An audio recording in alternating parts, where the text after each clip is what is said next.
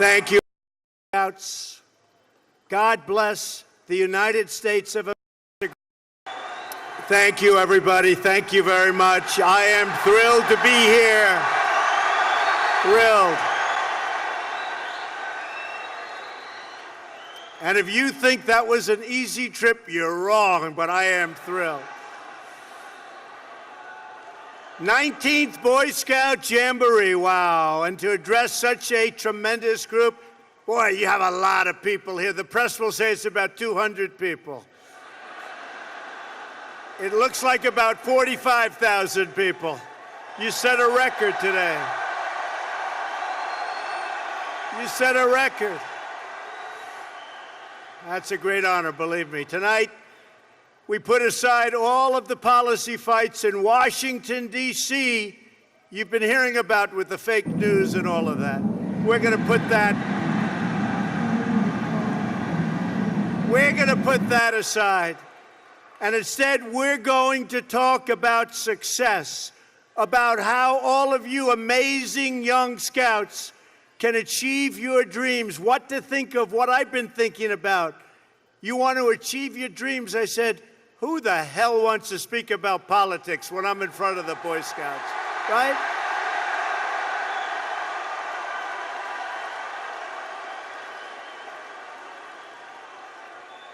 There are many great honors that come with the job of being President of the United States.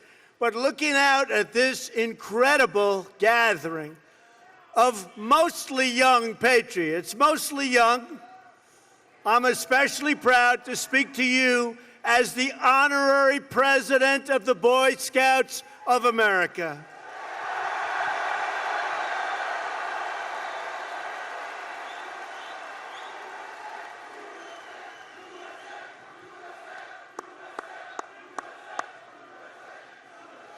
You are the young people of character and integrity who will serve as leaders in our communities and uphold the sacred values of our nation. I want to thank Boy Scouts President Randall Stevenson, Chief Scout Executive Michael Surbal, Jamboree Chairman Ralph De La Vega, and the thousands of volunteers who have made this a life-changing experience for all of you. And when they asked me to be here, I said absolutely yes.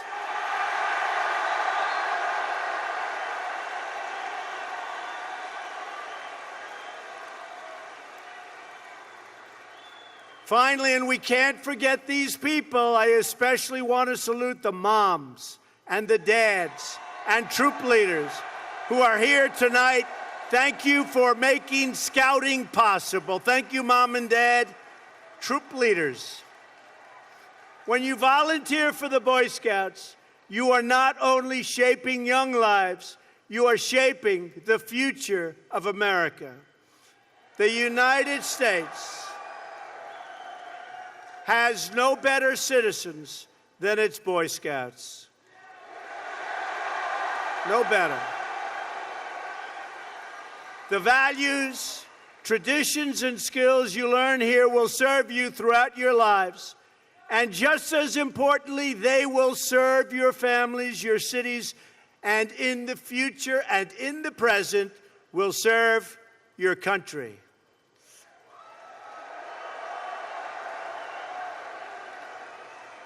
The Scouts believe in putting America first.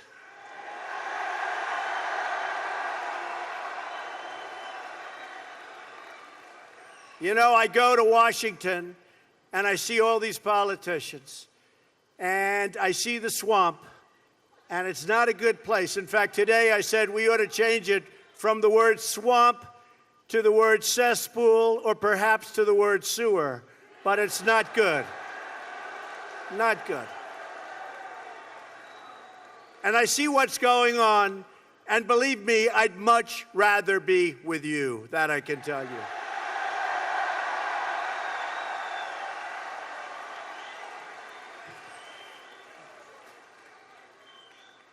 I'll tell you the reason that I love this and the reason that I really wanted to be here is because as president, I rely on former Boy Scouts every single day, and so do the American people.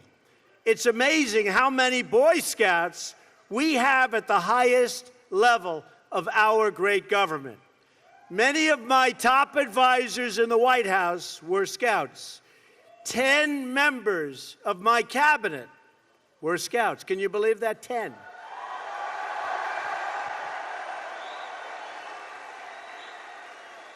Secretary of State Rex Tillerson is not only a Boy Scout, he's your former national president.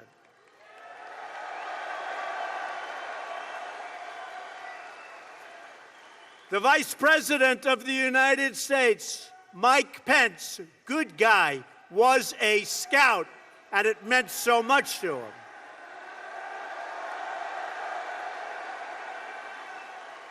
Some of you here tonight might even have camped out in this yard when Mike was the governor of Indiana, but the scouting was very, very important. And by the way, where are our Indiana Scouts tonight?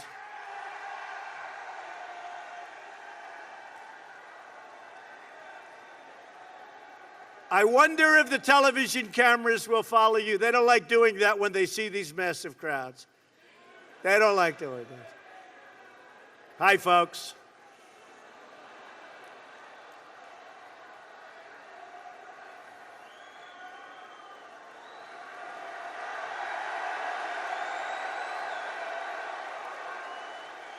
There's a lot of love in this big, beautiful place.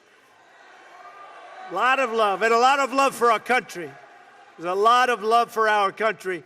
Secretary of the Interior, Ryan Zinke, is here tonight. Come here, Ryan.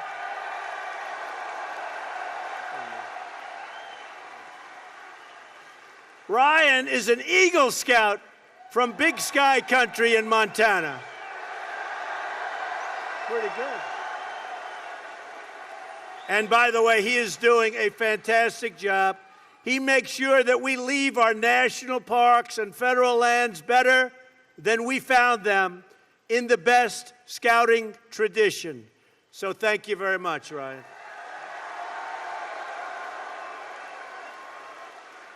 Secretary of Energy Rick Perry of Texas, an Eagle Scout from the great state.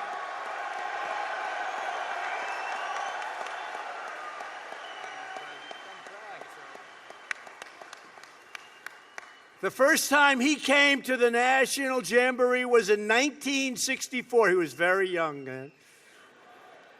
And Rick told me just a little while ago, it totally changed his life. So, Rick, thank you very much for being here. And we're doing a lot with energy. And very soon, Rick, we will be an energy exporter. Isn't that nice? An energy exporter. In other words, we'll be selling our energy instead of buying it from everybody all over the globe. So that's good. We will be energy dominant, and I'll tell you what, the folks in West Virginia who were so nice to me, boy, have we kept our promise. We are going on and on, so we love West Virginia. We want to thank you. Where's West Virginia, by the way? Thank you. Secretary Tom Price is also here today. Dr. Price still lives the Scout Oath, helping to keep millions of Americans strong and healthy as our Secretary of Health and Human Services, and he's doing a great job. And hopefully, he's going to get the votes tomorrow to start our path toward killing this horrible thing known as Obamacare that's really hurting us. So.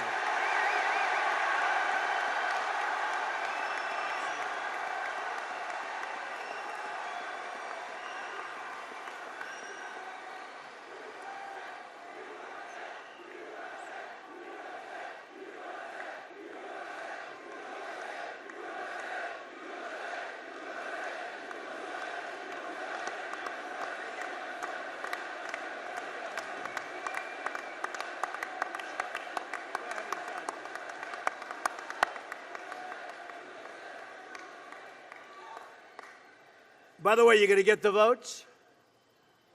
He better get them. He better get them. Oh, he better. Otherwise, I'll say, Tom, you're fired. I'll get somebody.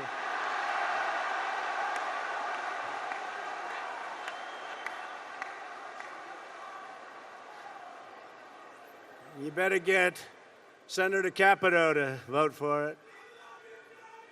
You got to get the other senators to vote for it. It's time. You know, after 7 years of saying repeal and replace Obamacare, we have a chance to now do it. They better do it. Hopefully they'll do it. As we can see just by looking at our government, in America, Scouts lead the way.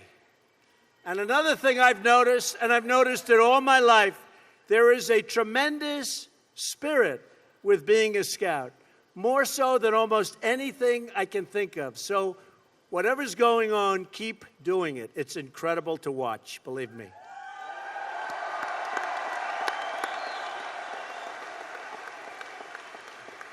Each of these leaders will tell you that their road to American sex, and you have to understand, their American success, and they are a great, great story, was paved with the patriotic American values and traditions they learned in the Boy Scouts.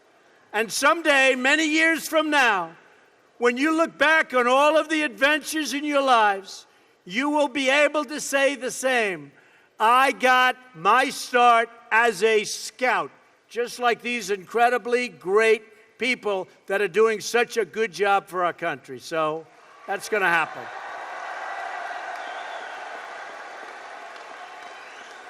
Boy Scout values are American values, and great Boy Scouts become great, great Americans. As the Scout law says, a Scout is trustworthy, loyal. We could use some more loyalty, I will tell you that.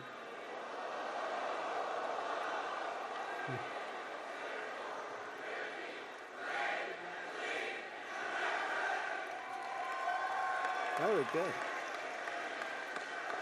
Very good. That was very impressive. You've heard that before.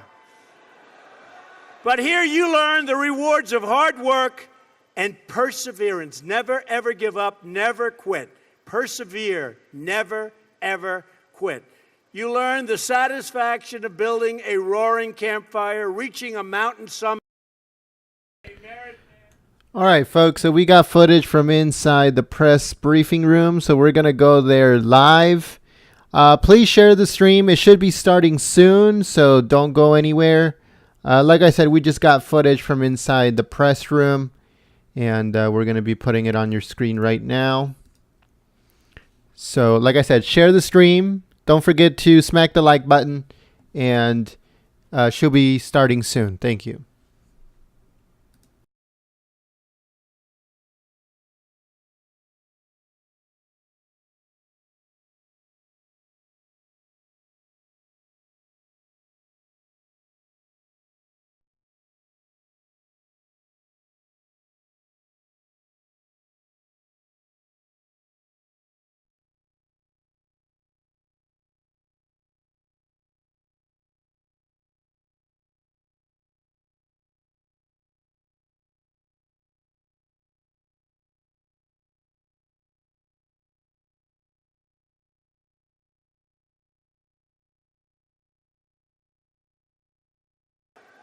By the way, why do you think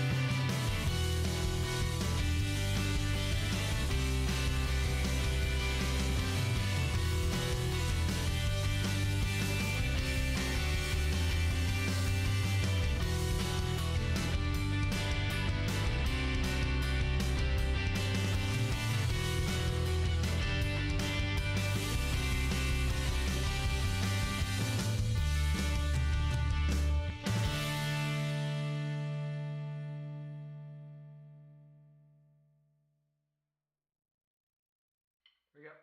1, 2, 3, 4.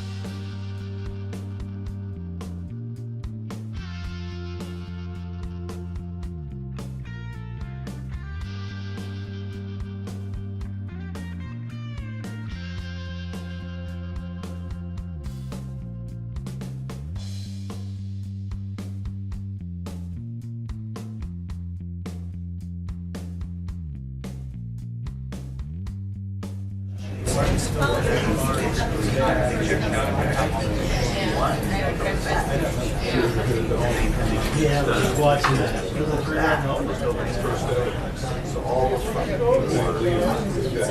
Yeah, it's just like that. Oh, I'm sorry. We're talking half step in front of me.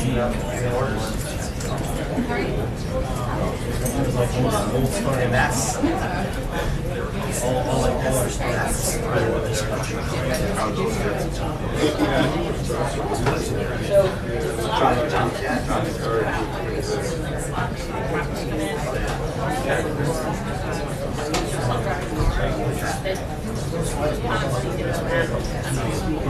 That's why I've never understood why they're not going to be 300 driving to the NFL.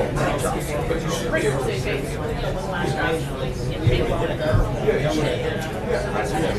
you have 5 days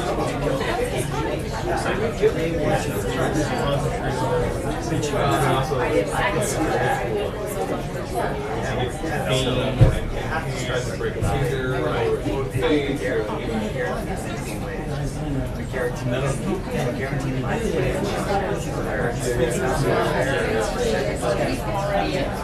I just think we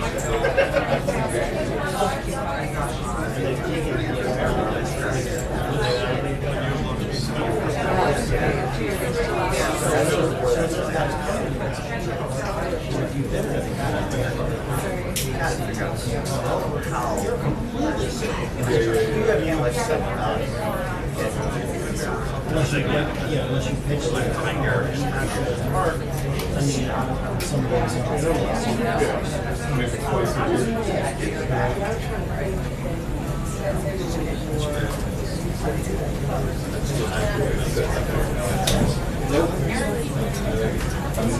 I mean, if the playoffs started in 3 weeks, I would say disaster.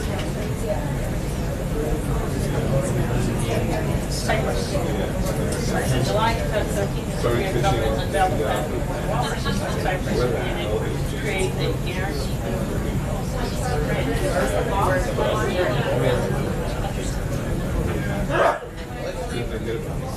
I don't think everybody gets it.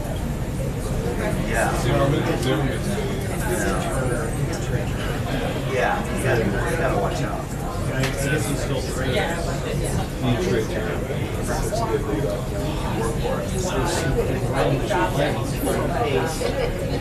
Steel, yeah, that's sort of see the conservative, they would think that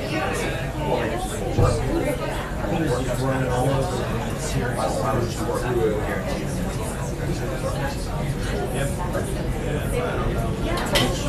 Yeah, sure. And I'll stay a little bit more. So when you get Strasburg, sure, I'm not worried about Strasburg.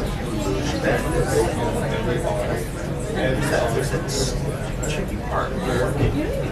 He does the court as a kid.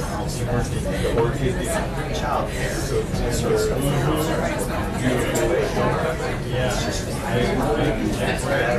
Big dude, too.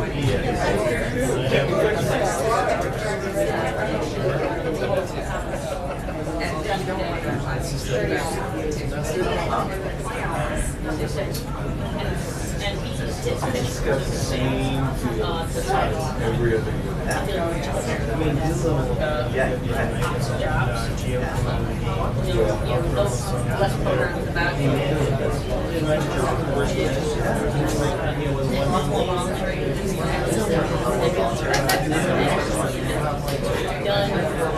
I've done more without government money supporting.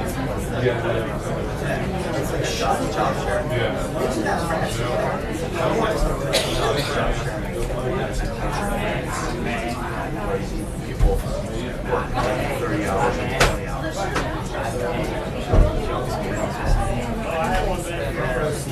Yeah, maybe that's how you do that.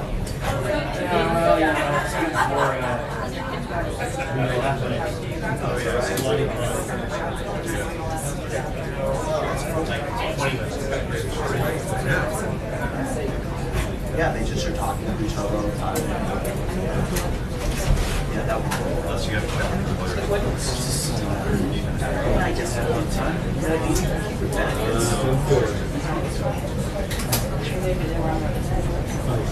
Right. And just like that, they could make so much money.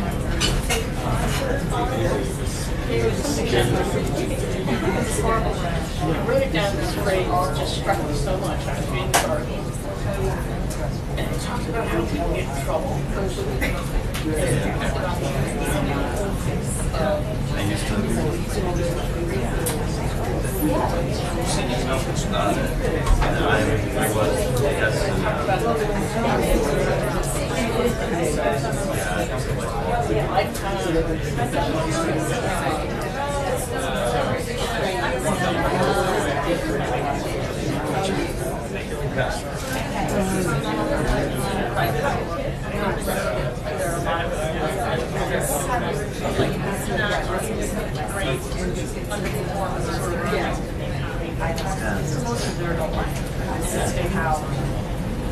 Those people,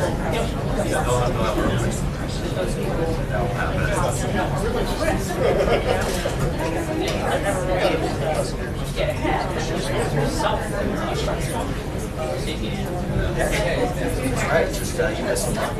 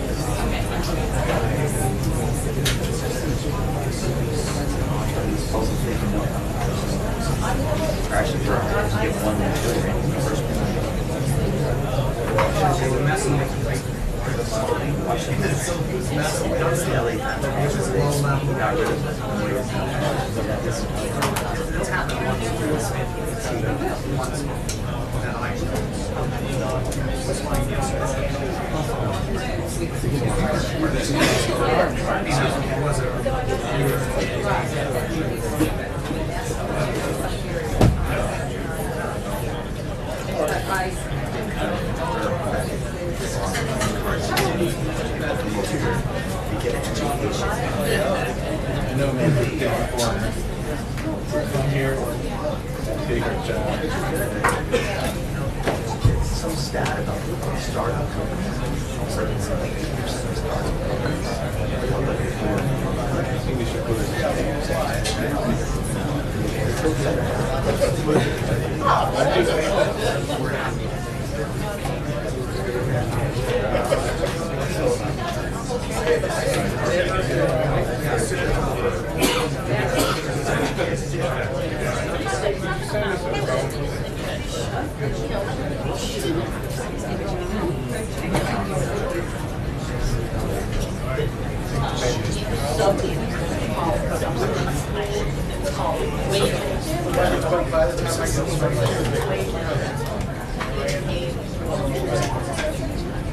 Yeah. It was nice. Yeah, we did look at that. Yeah. Okay, we'll try.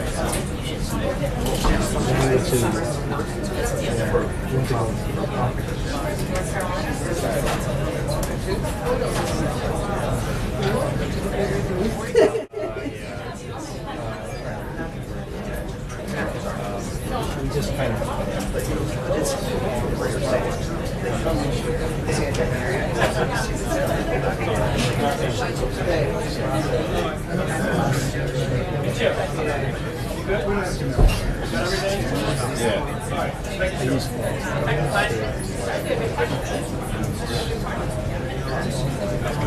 Usually.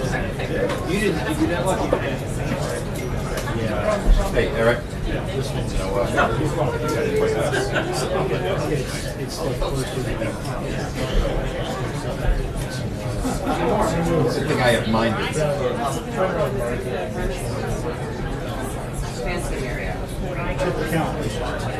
One, two, three, four, five. Yakety yak, blah, blah, blah. That's a big deal. That's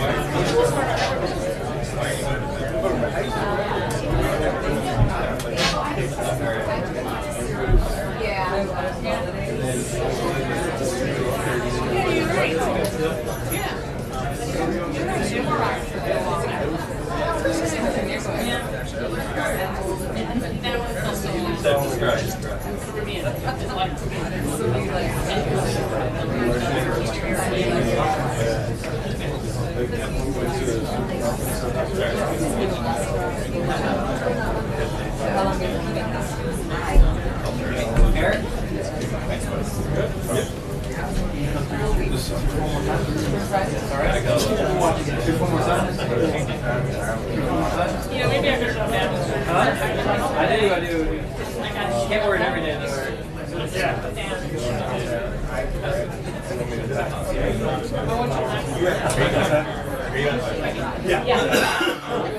First, we got to get second. Second. Man, I can't miss my. Memories of the vineyard. I don't even want to talk. It's not fun. It's not going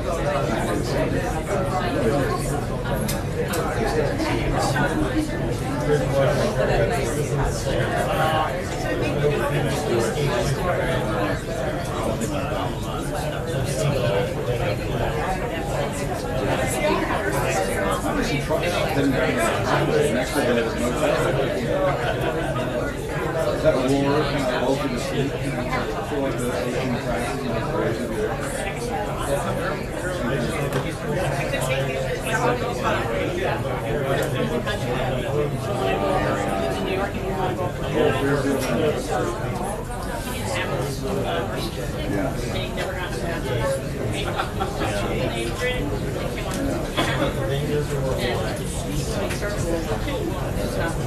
Jersey,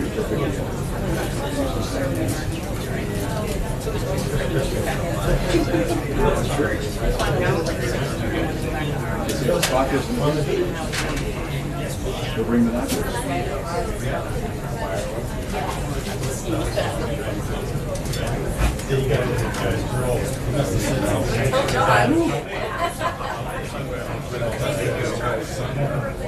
Unless we're going to carry nachos.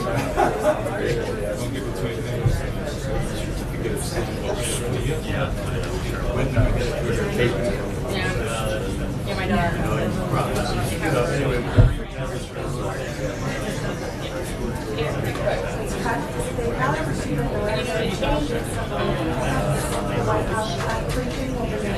Okay, transmission is ready. What's going on?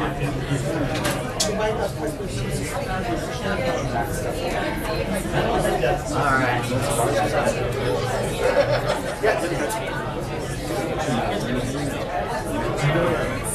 Should be up.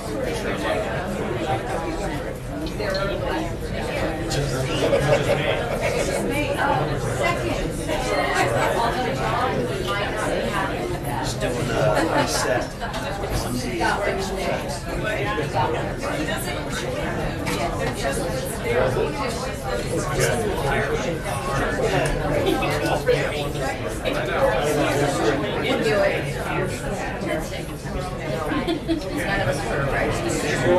I said, press screening will begin after military examination. That's what we said. That's what they heard downstairs. All right. It may not be happening. All right. See you later. Thank you. After military families. And when that happens,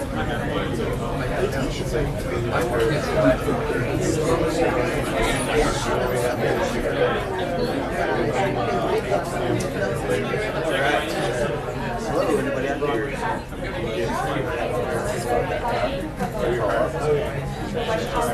Got it? No, you still can't hear it. There's a stakeout. It's not going to start until after the stakeout. I know. She said I'll repeat it, but you all still didn't hear it. So, I don't know.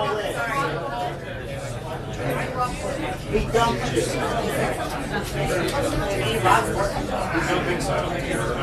You can put your feet on my senior shoulder. There's a old school. You going outside, Brian? No.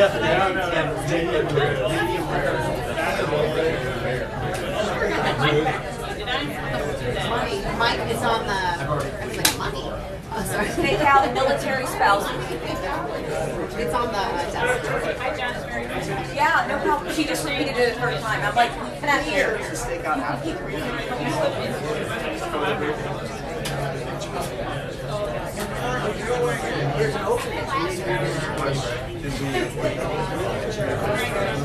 Alright.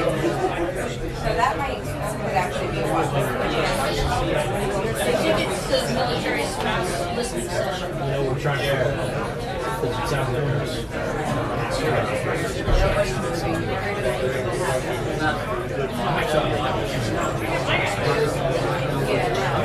I usually go down again though.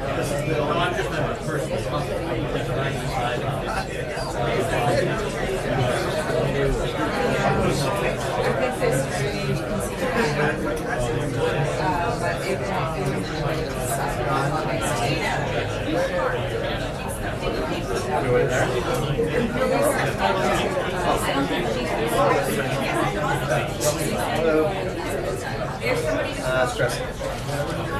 AJ? All right.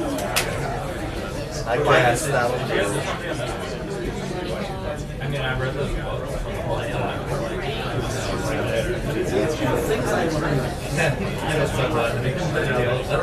I hate my chain all day long.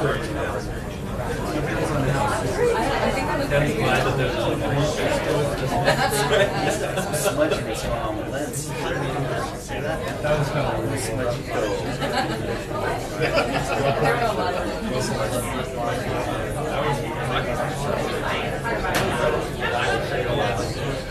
You gotta talk up with use the other mic. 3 hour power. 3 hours.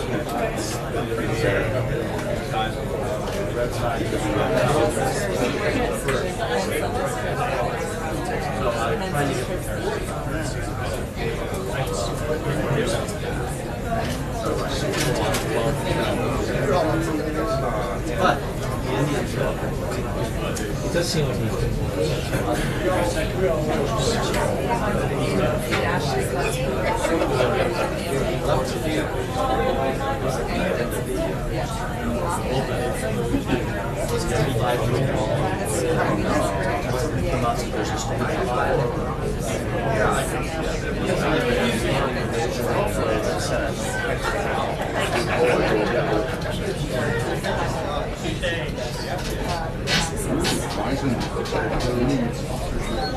So far as I know, although I know.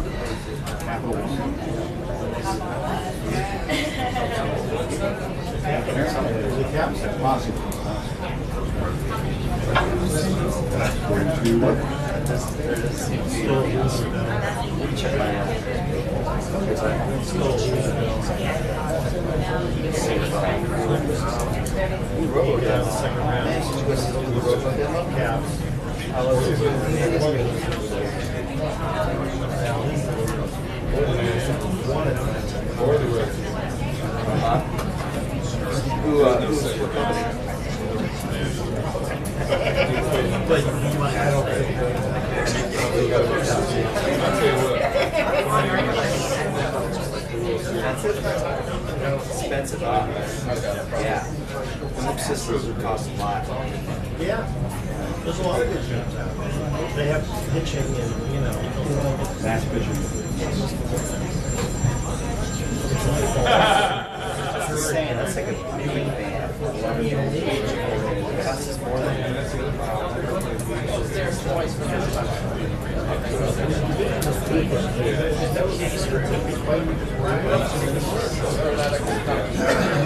Crazy things can happen. It's not hard enough. Yeah, I get it.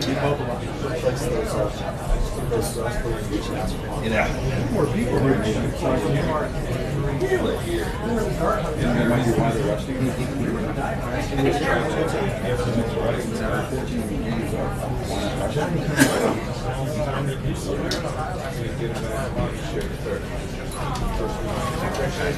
So yeah, I guess that would be.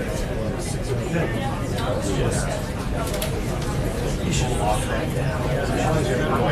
Check the brand wise. I know Ross has some heads that are pretty decent, but they're pretty sweet. There's another called Computer US Robotics or something like that. That's pretty cheap. But it's hard. I was at NAB on top of it. There's so much around for stuff that we do. You know, like mobile robot units are usually made to be, you know, bolted in place.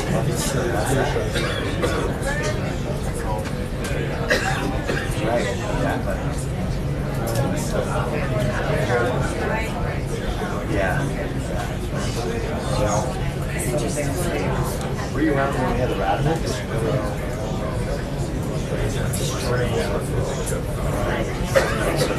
He starts really The NHL.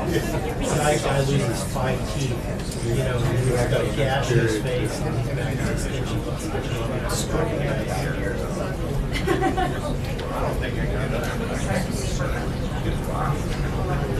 yeah, it's hard to see equipment, really. Yeah. Yeah.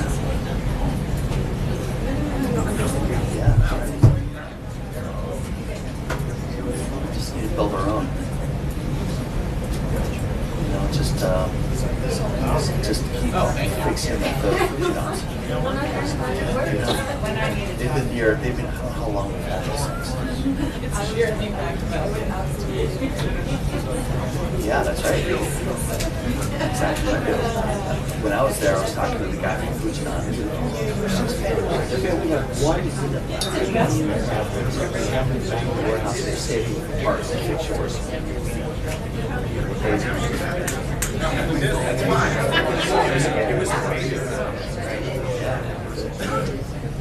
Market.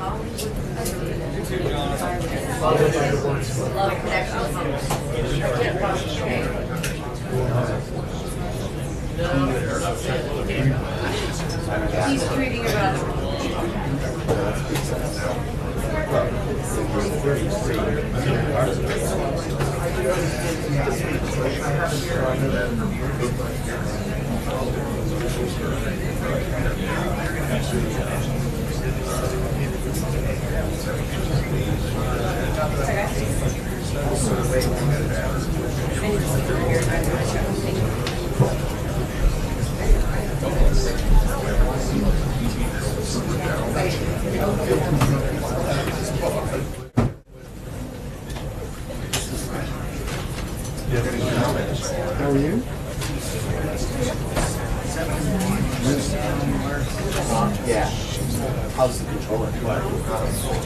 Oh, that was just an advertisement.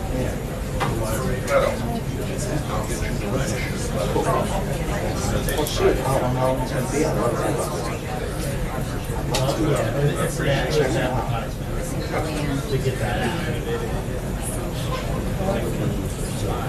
No, I thought this is something to take care of. White loaders.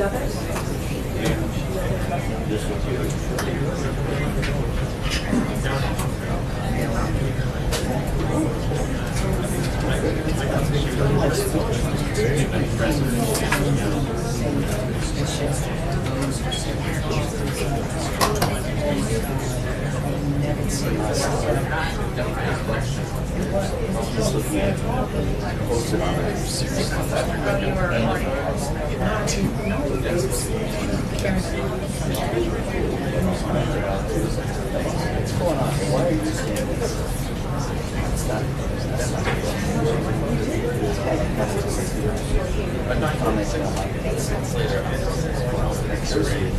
And a really good layer. Just for stuff that day or whatever. And that's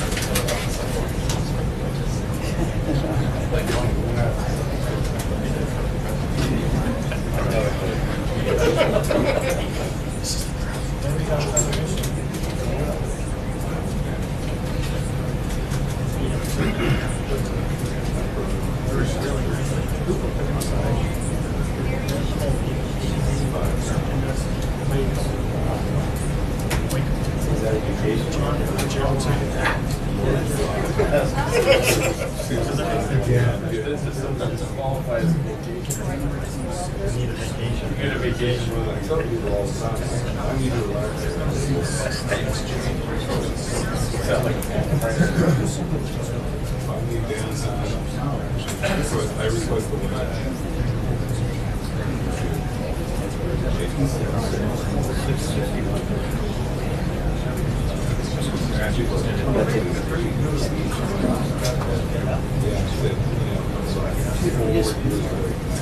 Somebody in your I'm watching. You're just thinking you're That's nonstop. 6:30. I can barely hear you. At 7. But 8:39.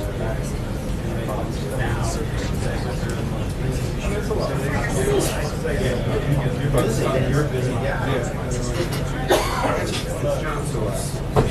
I remember those days. That was a long time ago.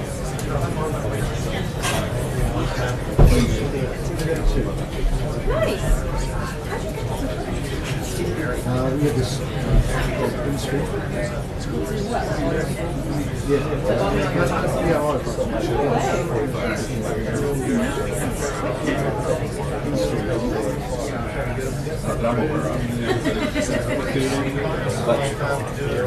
I'm talking about technology.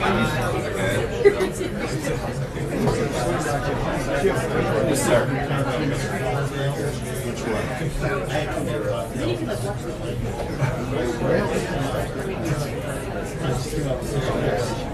There. Now I got it.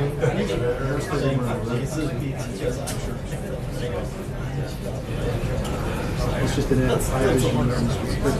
It was a mess.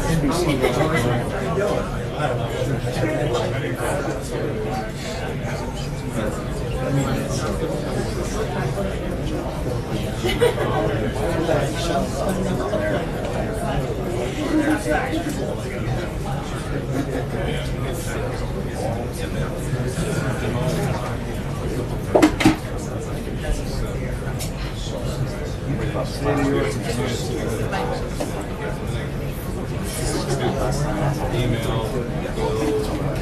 LinkedIn, broken plan, do whatever.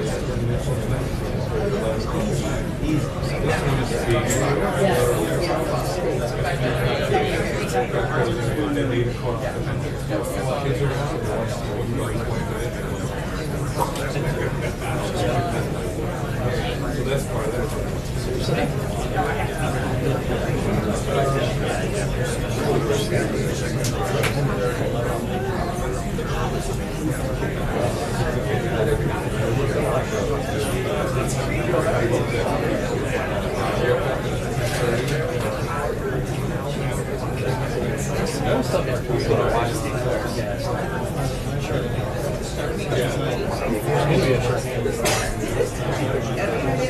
It's coming.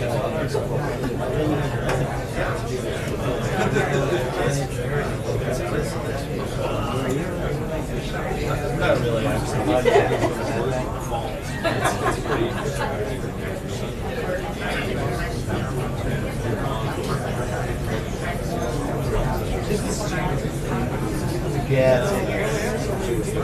Yeah, I'm gonna say this.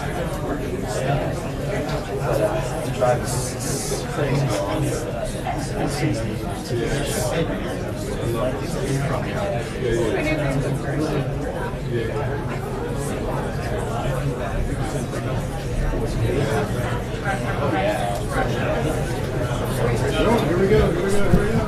Good afternoon, everyone. Before we get started, I'd like to hand it over to Stephen Miller, Senior Advisor to the President, to speak with you about the RAISE Act that the President endorsed this morning. And I know you guys will have lots of fun. Take it away, Stephen. Thank you. Great to be here today to talk with you about the President's new proposal for immigration reform. I'll just walk through the basics of it, and then we'll take some questions and hopefully be able to answer all of them. So this is the largest proposed reform to our immigration policy in half a century. The most important question when it comes to the U.S. immigration system is who gets a green card. A green card is the golden ticket of U.S. immigration. Every year we issue 1 million green cards to foreign nationals from all the countries of the world, but we do so without regard to whether that applicant has demonstrated the skill that can add to the U.S. economy, whether they can pay their own way or be reliant on welfare, or whether they'll displace or take a job from an American worker. And as a result of this policy, in place now for many years, we've seen significant reductions in wages for blue-collar workers, massive displacement of African American and Hispanic workers, as well as the displacement of immigrant workers from previous years who oftentimes compete directly against new arrivals who are being paid even less. So it's a policy that's actually exacerbated wealth inequality in the country in a pretty significant way. So you've seen over time, as a result of this historic flow of unskilled immigration, a shift in wealth from the working class to wealthier corporations and businesses. And it's been very unfair for American workers, but especially for immigrant workers, African American workers, and Hispanic workers, and blue-collar workers in general across the country. At the same time, it's cost taxpayers enormously because roughly half of immigrant-headed households in the United States receive some type of welfare benefit, which I know is a fact that many people might consider astonishing, but it's not surprising when you have an immigration system that doesn't look at questions like skill level or self-sufficiency. And so this proposal has several major historic changes. First, it eliminates so-called chain migration. So right now, what does chain migration mean? It means that if you come into the United States on a green card, and just so we're all clear, a green card gives the recipient lifetime work authorization, the ability to bring in their family members, it gives them a fast track to U.S. citizenship, and with that, all the benefits that come with being an American citizen. And so the individuals right now who are receiving green cards, they can bring in, say, an elderly relative who can immediately go on to public assistance if they become unable to support themselves financially. And then that person can bring in a relative who can bring in a relative who can bring in a relative, and that's why they call it chain migration. And over years, that has massively de-skilled the migrant flow into America and produced all of those effects I'm talking about. So we're proposing to limit family-based migration to spouses and minor children. Additionally, we're establishing a new entry system that's points-based. Australia has a points-based system. Canada has a points-based system. And what will this system look at? It will look at, does the applicant speak English?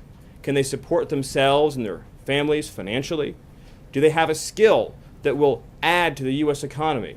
Are they being paid a high wage?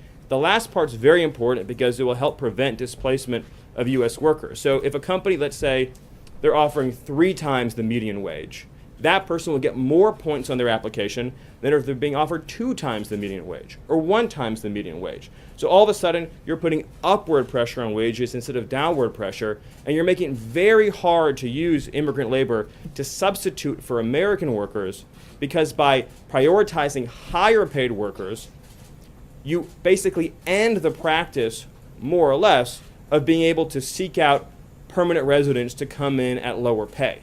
And so that's a major historic change to U.S. immigration policy.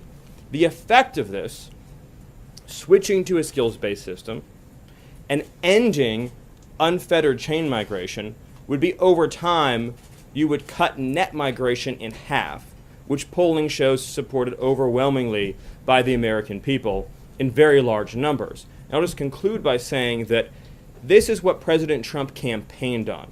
He talked about it throughout the campaign, throughout the transition, and since coming into office. This is a major promise to the American people to push for merit-based immigration reform that protects U.S. workers, protects U.S. taxpayers, and protects the U.S. economy, and that prioritizes the needs of our own citizens, our own residents, and our own workers.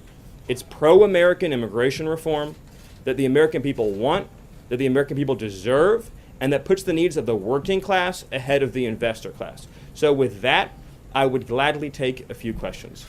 Thank you, Stephen. You talk about the president's agenda and wanting to implement it, but obviously if this doesn't become law, it won't be implemented, and there's already resistance in Congress, specifically from Republicans, even the day that you're rolling out this plan. How do you plan to overcome that? Where are the compromise points for the president and this White House? It's been my experience in the legislative process that there's 2 kinds of proposals. There's proposals that can only succeed in the dark of night, and proposals that can only succeed in the light of day. This is the latter of those 2. The more that we as a country have a national conversation about what kind of immigration system we want and to whom we want to give green cards to, the more unstoppable the momentum for something like this becomes. There's room for change. And for public support is so immense on this, and we just look at the polling data in many key battleground states across the country, that over time you're going to see massive public push for this kind of legislation, because immigration affects every aspect of our lives. It affects our schools, our hospitals, our working conditions, our labor market, our tax base, our communities, and it's a deeply personal issue for Americans. And so you're going to see massive public support for this. And ultimately, members of Congress will have a choice to make. They can either vote with the interests of U.S. citizens and U.S. workers, or they can vote against their interests, and whatever happens as a result of that, I think, would be somewhat predictable. Let me go to John, and then we'll move back. How do you wedge this into an already jam-packed legislative calendar? Well, ultimately, we're going to have conversations with Senate leadership and House leadership about the steps forward. But this is an issue that we campaigned on, the American people voted for by electing Donald J. Trump as their president, and that is of enormous importance to the American economy because, again, we're protecting blue-collar workers and we're bringing in workers who can add to the economy. And so I really think this is a really historic moment that happened today. Again, the biggest proposed change that would take place in 50 years at a time in which you have automation that is replacing a lot of jobs in the United States. You have American workers without high school diplomas who have very low participation rates in the labor force. And then you're bringing in workers to compete directly against the workers who are either losing their jobs to automation or who can't find work because there's not enough jobs for workers in our own country without education. And so particularly, go to an American city that has labor force problems, wherever that may be. Say Detroit. How is it fair or right or proper that if, say, you open up a new business in Detroit, that the unemployed workers of Detroit are going to have to compete against an endless flow of unskilled workers for the exact same jobs, reducing pay for those positions and reducing their chance of getting those jobs, while at the same time, ultra high skilled workers are on the back of the line to get into the country. It makes no sense.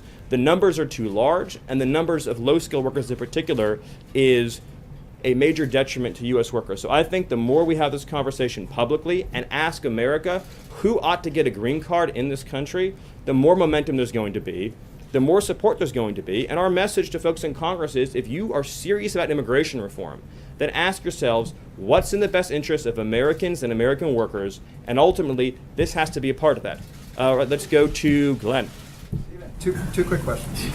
First of all, let's have some statistics. There have been a lot of studies out there that don't show a correlation between low-skilled immigration and the loss of jobs for native workers. Cite for me, if you could, one or two studies with specific numbers that prove the correlation between those two things, because your entire policy is based on that. And secondly, I had sources that told me about a month ago that you guys have sort of elbowed infrastructure out of the way to get immigration on the legislative queue. Tell me why this is more important than infrastructure. Well, the latter statement isn't true. I think the most recent study I would point to is the study from George Borjas that he just did about the Mariel boat lift. And he went back and re-examined and opened up the old data and talked about how it actually did reduce wages for workers who were living there at the time. And Borjas has, of course, done enormous amounts of research on this, as has the Peter Kirsanow on the U.S. Civil Rights Commission, as has Steve Camarada at the Center for Immigration Studies, and so on and so on. Sciences, engineering, and medicine. And no recent study said that as much as $300 billion a year may be lost as a result of our current immigration system in terms of folks drawing more public benefits than they're paying in. But let's also use common sense here, folks. At the end of the day, why do special interests want to bring in more low-skilled workers, and why historically... I'm not asking for common sense. I'm asking for specific. Well, I think it's very clear, data. Glenn, that you're not asking for common sense. But if I could just answer, your question, I named the studies, Glenn. Glenn, I named the studies. I asked you for a statistic. Can you tell me Glenn, how many? Maybe we'll make a carve-out in the bill that says the New York Times can hire all the low-skilled, less-paid workers they want from other countries, and see how you feel then about low-wage substitution. This is a reality that's happening in our country.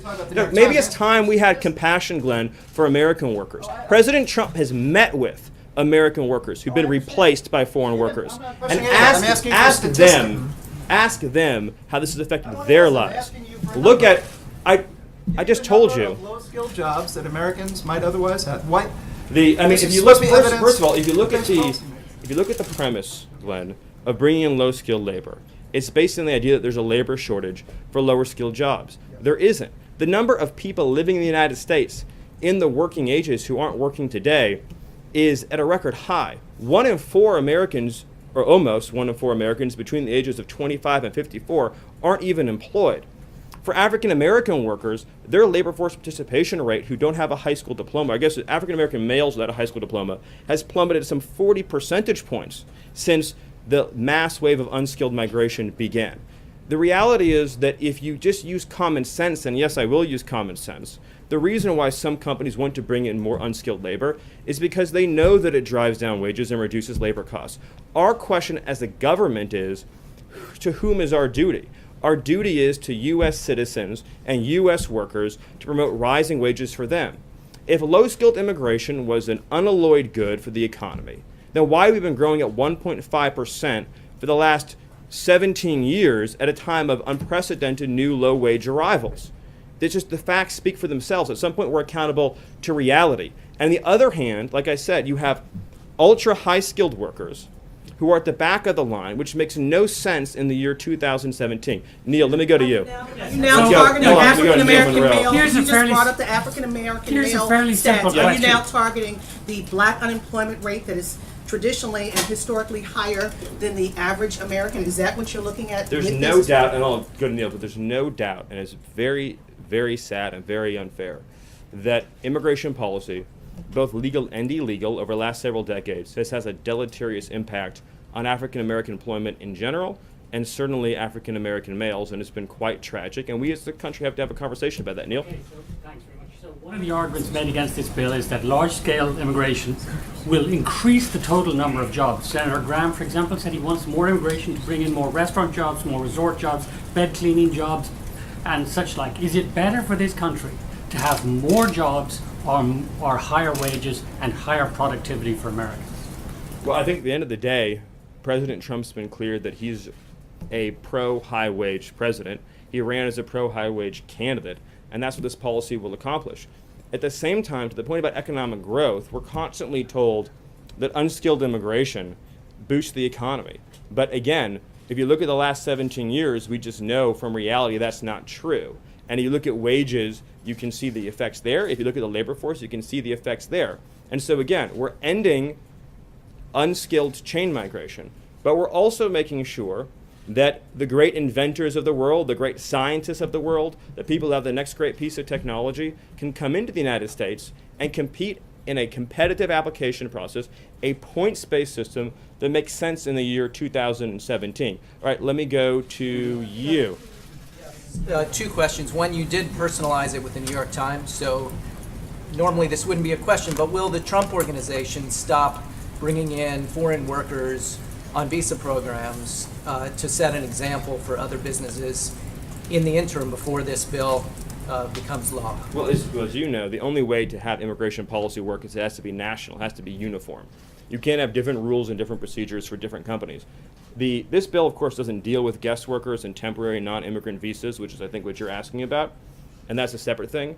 But the president was clear, if you go back and look at his debate on this during the primary, where he said, as a businessman, my responsibility is to operate my business according to the laws of the United States as they exist. He said, as president, my responsibility is to pass laws that make sure we have an immigration system that prioritizes American workers. He said that throughout the campaign, and he said it as a candidate, and he said it now. But just as a technical matter, you're talking about a different aspect of the immigration system. Today we're talking about the green card system, but it's a good question. Let me move on over there. Thank you, Stephen. Hold on a second. Thank you, Stephen. Just to take the question in another direction, USA Today and others have shown that over the last 7 years there's been a negative flow of immigration across the southern border. And of course, unemployment is at perhaps a 10-year low right now. So will there be enough workers in the southwest states if this policy were to go into effect? Well, yeah, so I think we're talking about different things, and I appreciate the question. Net migration overall has been at a record pace.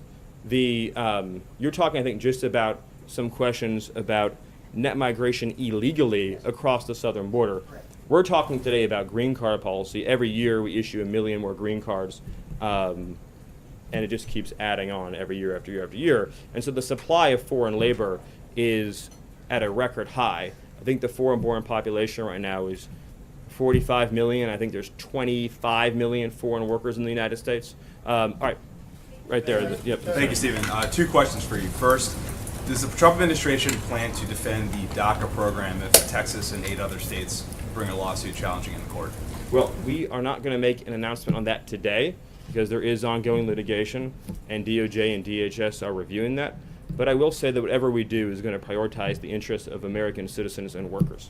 Stephen, Zoe Daniel from Australian Broadcasting. You've talked about the Australian policy. Can you speak more specifically about what the administration likes and also how that extends into things like family sponsorship? You mentioned bringing in elderly relatives, for example, who might not be productive, yet in Australia, adult children can sponsor their parents to immigrate. So which elements of the policy are you choosing that you might like to use? So we looked at the Australian system, the Canadian system. We took things we liked. We added things that made sense for America and where we are as a country right now. One of the things I think is most compelling about the Australian system is the efforts to make sure that immigrants are financially self-sufficient and make sure they're able to pay for their own health care and things of that nature. And that's certainly one of the things we took from that. And obviously, the points-based system that Canada has a lot to recommend it. And we took that and we added things that were all new to it, and they're released today, and that make sure that we have a highly competitive application process. Look, there's 7 billion people in the world.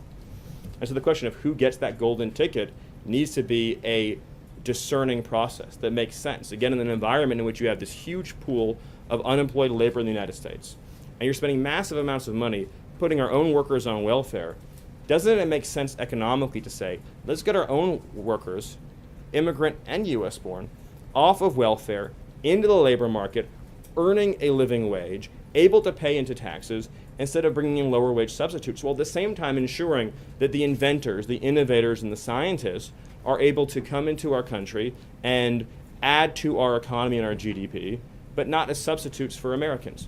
NBC. Stephen, thank you so much. Can you respond to some of the critics within your own party who say what we really should be focused on is comprehensive immigration reform in order to really tackle the problem in a serious way? And secondly, what do you say to those who say this just separates families and it's effectively cutting an effective visa program? Well, actually, the legislation for folks who are already here, they are able, have pending family-based sponsorships, they're actually grandfathered in. So it's a new system moving forward, point one. And point two is that beyond the immediate family members that are covered in the bill, i.e. your minor children and your spouses, your other relatives can come in. They just have to come in through the points-based system. And then your first part of your question. Comprehensive immigration reform. Some Republicans say we should be focused on comprehensive immigration reform instead of a sliver of the problem in order to really address the broader root problem of immigration. Well, why not tackle it from that standpoint? Let me ask you a hypothetical, and I mean it in all sincerity. If, let's say that we had introduced a 2,000-page comprehensive immigration reform bill, would we be having this conversation today about green card policy? I suspect we wouldn't be.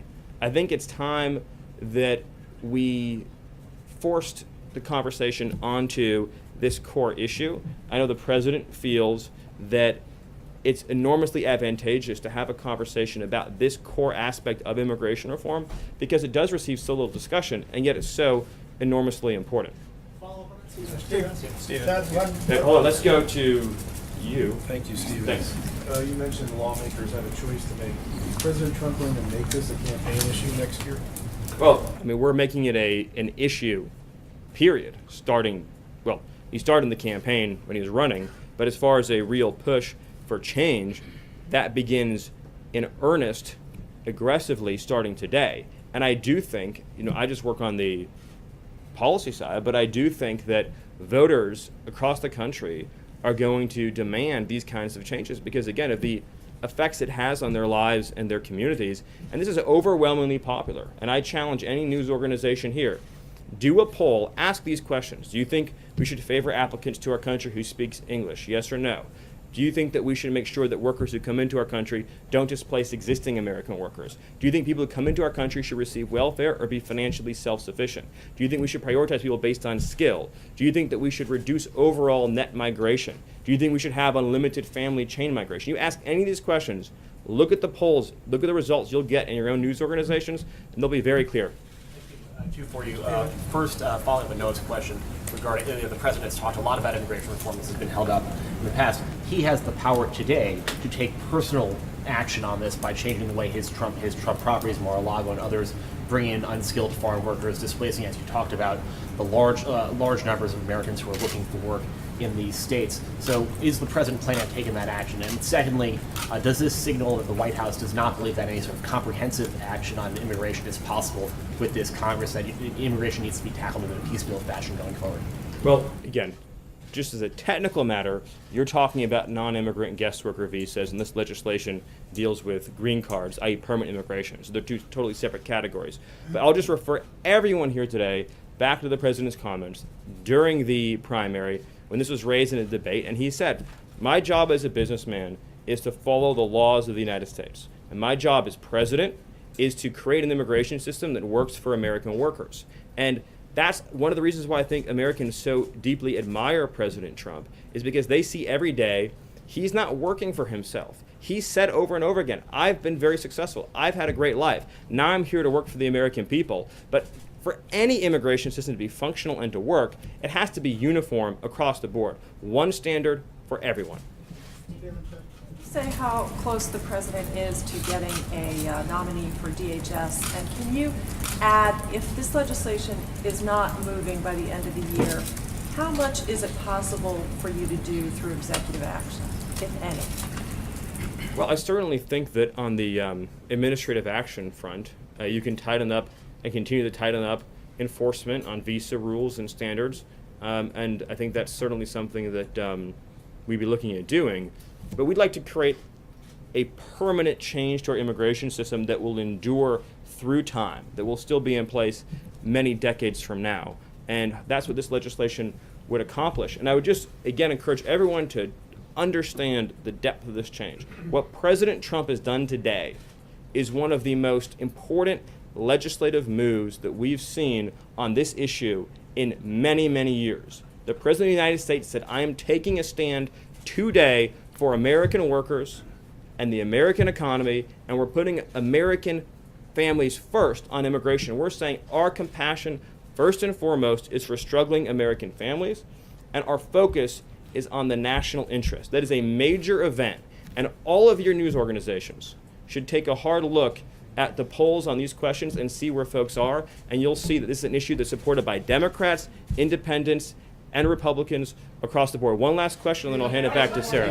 If they are on the polls, Steve, on the polls. We're going to do more than one, maybe two questions. I'm getting a lot of energy from up front here. If this is so huge and major, you make it sound so enormously important. Yes. Why did the senators who were with the president today call it modest and incremental? Is it modest and incremental? And aside from that, you seem to be suggesting this is immigration reform. Does this come even close to stemming illegal immigration for the president? Well, so of course, the answer is that it's the divide between how Americans think about immigration and how Washington thinks about immigration. So to everyday Americans, this is the most rational, modest, common sense, basic thing you can do. Of course you shouldn't have foreign workers. Of course you shouldn't have foreign workers displacing American workers. In Washington, this represents a sea change from decades of practice. So it just depends what lens you're looking at it through. Incremental sea change. It just depends what lens you're looking at it through. I guarantee you, go to, say, like an ed board for a couple of your papers and see what they think about it. They'll see it as a sea change. Talk to an everyday guy in the street and he'll say, this is the most common sense thing, or she'll say, this is the most common sense thing that I've seen in my entire life, and it's right down straight the center of American politics and American political views. So I take one last question. Who has the last question? All right, so I'll do for the last question right here. Thank you, I appreciate it. And I thank you very much for coming out here and talking to us on camera. But I'd like to ask you if you've recently spoken with your old boss and what you make of the rift between President Trump and the Attorney General. You worked for Jeff Sessions for many years. Well, I think Sarah's already spoken about that at length, and that's not why I'm here today. But I think if I remember what she said correctly, I'll say it again, the President has confidence in all of his cabinet and expects them to perform their duties honorably and fully on behalf of the American people. But since the last question is not on the subject at hand, I will take one actual last question on the subject at hand. So I will take, yes. What you're proposing here, what the President is proposing here, does not sound like it's in keeping with American tradition when it comes to immigration. The Statue of Liberty says, give me your tired, your poor, your huddled masses, yearning to breathe free. It doesn't say anything about speaking English or being able to be a computer programmer. Aren't you trying to change what it means to be an immigrant coming into this country if you're telling them you have to speak English? Can't people learn how to speak English when they get here? Well, first of all, right now, it's a requirement that to be naturalized, you have to speak English. So the notion that speaking English wouldn't be a part of our immigration systems would be actually very ahistorical. Secondly, I don't want to get off into a whole thing about history here, but the Statue of Liberty is a symbol of liberty enlightening the world. It's a symbol of American liberty lighting the world. The poem that you're referring to that was added later is not actually part of the original Statue of Liberty, but more fundamentally, the history, but more fundamentally, you're saying that that does not represent I'm saying that, what I'm the saying country that the has always notion, thought of I'm as saying the notion that immigration coming into this country? I'm saying the notion. I'm sorry. No, Jim, let me ask you a question. That sounds like some national park revisionism. No, The what I'm asking you is, Statue of Liberty Jim, has always Jim, been let me a ask you a beacon of question. hope to the world Jim, for people to send Jim, do you their believe- people to this country. Jim, and they're not always going to speak Jim, English, Stephen. Jim, they're not do you always believe- going to be highly skilled. They're not always going to be somebody Jim, who- I appreciate your speech. Jim, I appreciate your speech. So let's talk about this. It was a modest and Jim, let's incremental talk about speech. this. In 1970, when we let in 300,000 people a year, was that violating or not violating the Statue of Liberty law of the land? In the 1990s, when it was 500,000 a year, was it violating or not violating the Statue of Liberty law of the land? Was it violating? When it was 700,000 a year. No, tell me what years.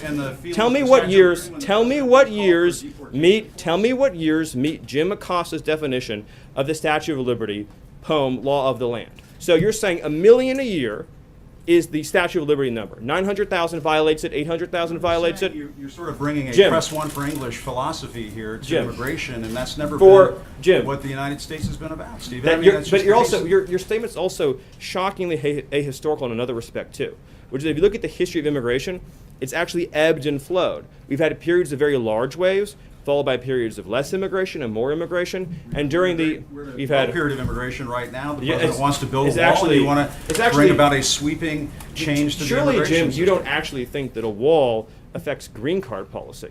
You couldn't possibly believe that, do you?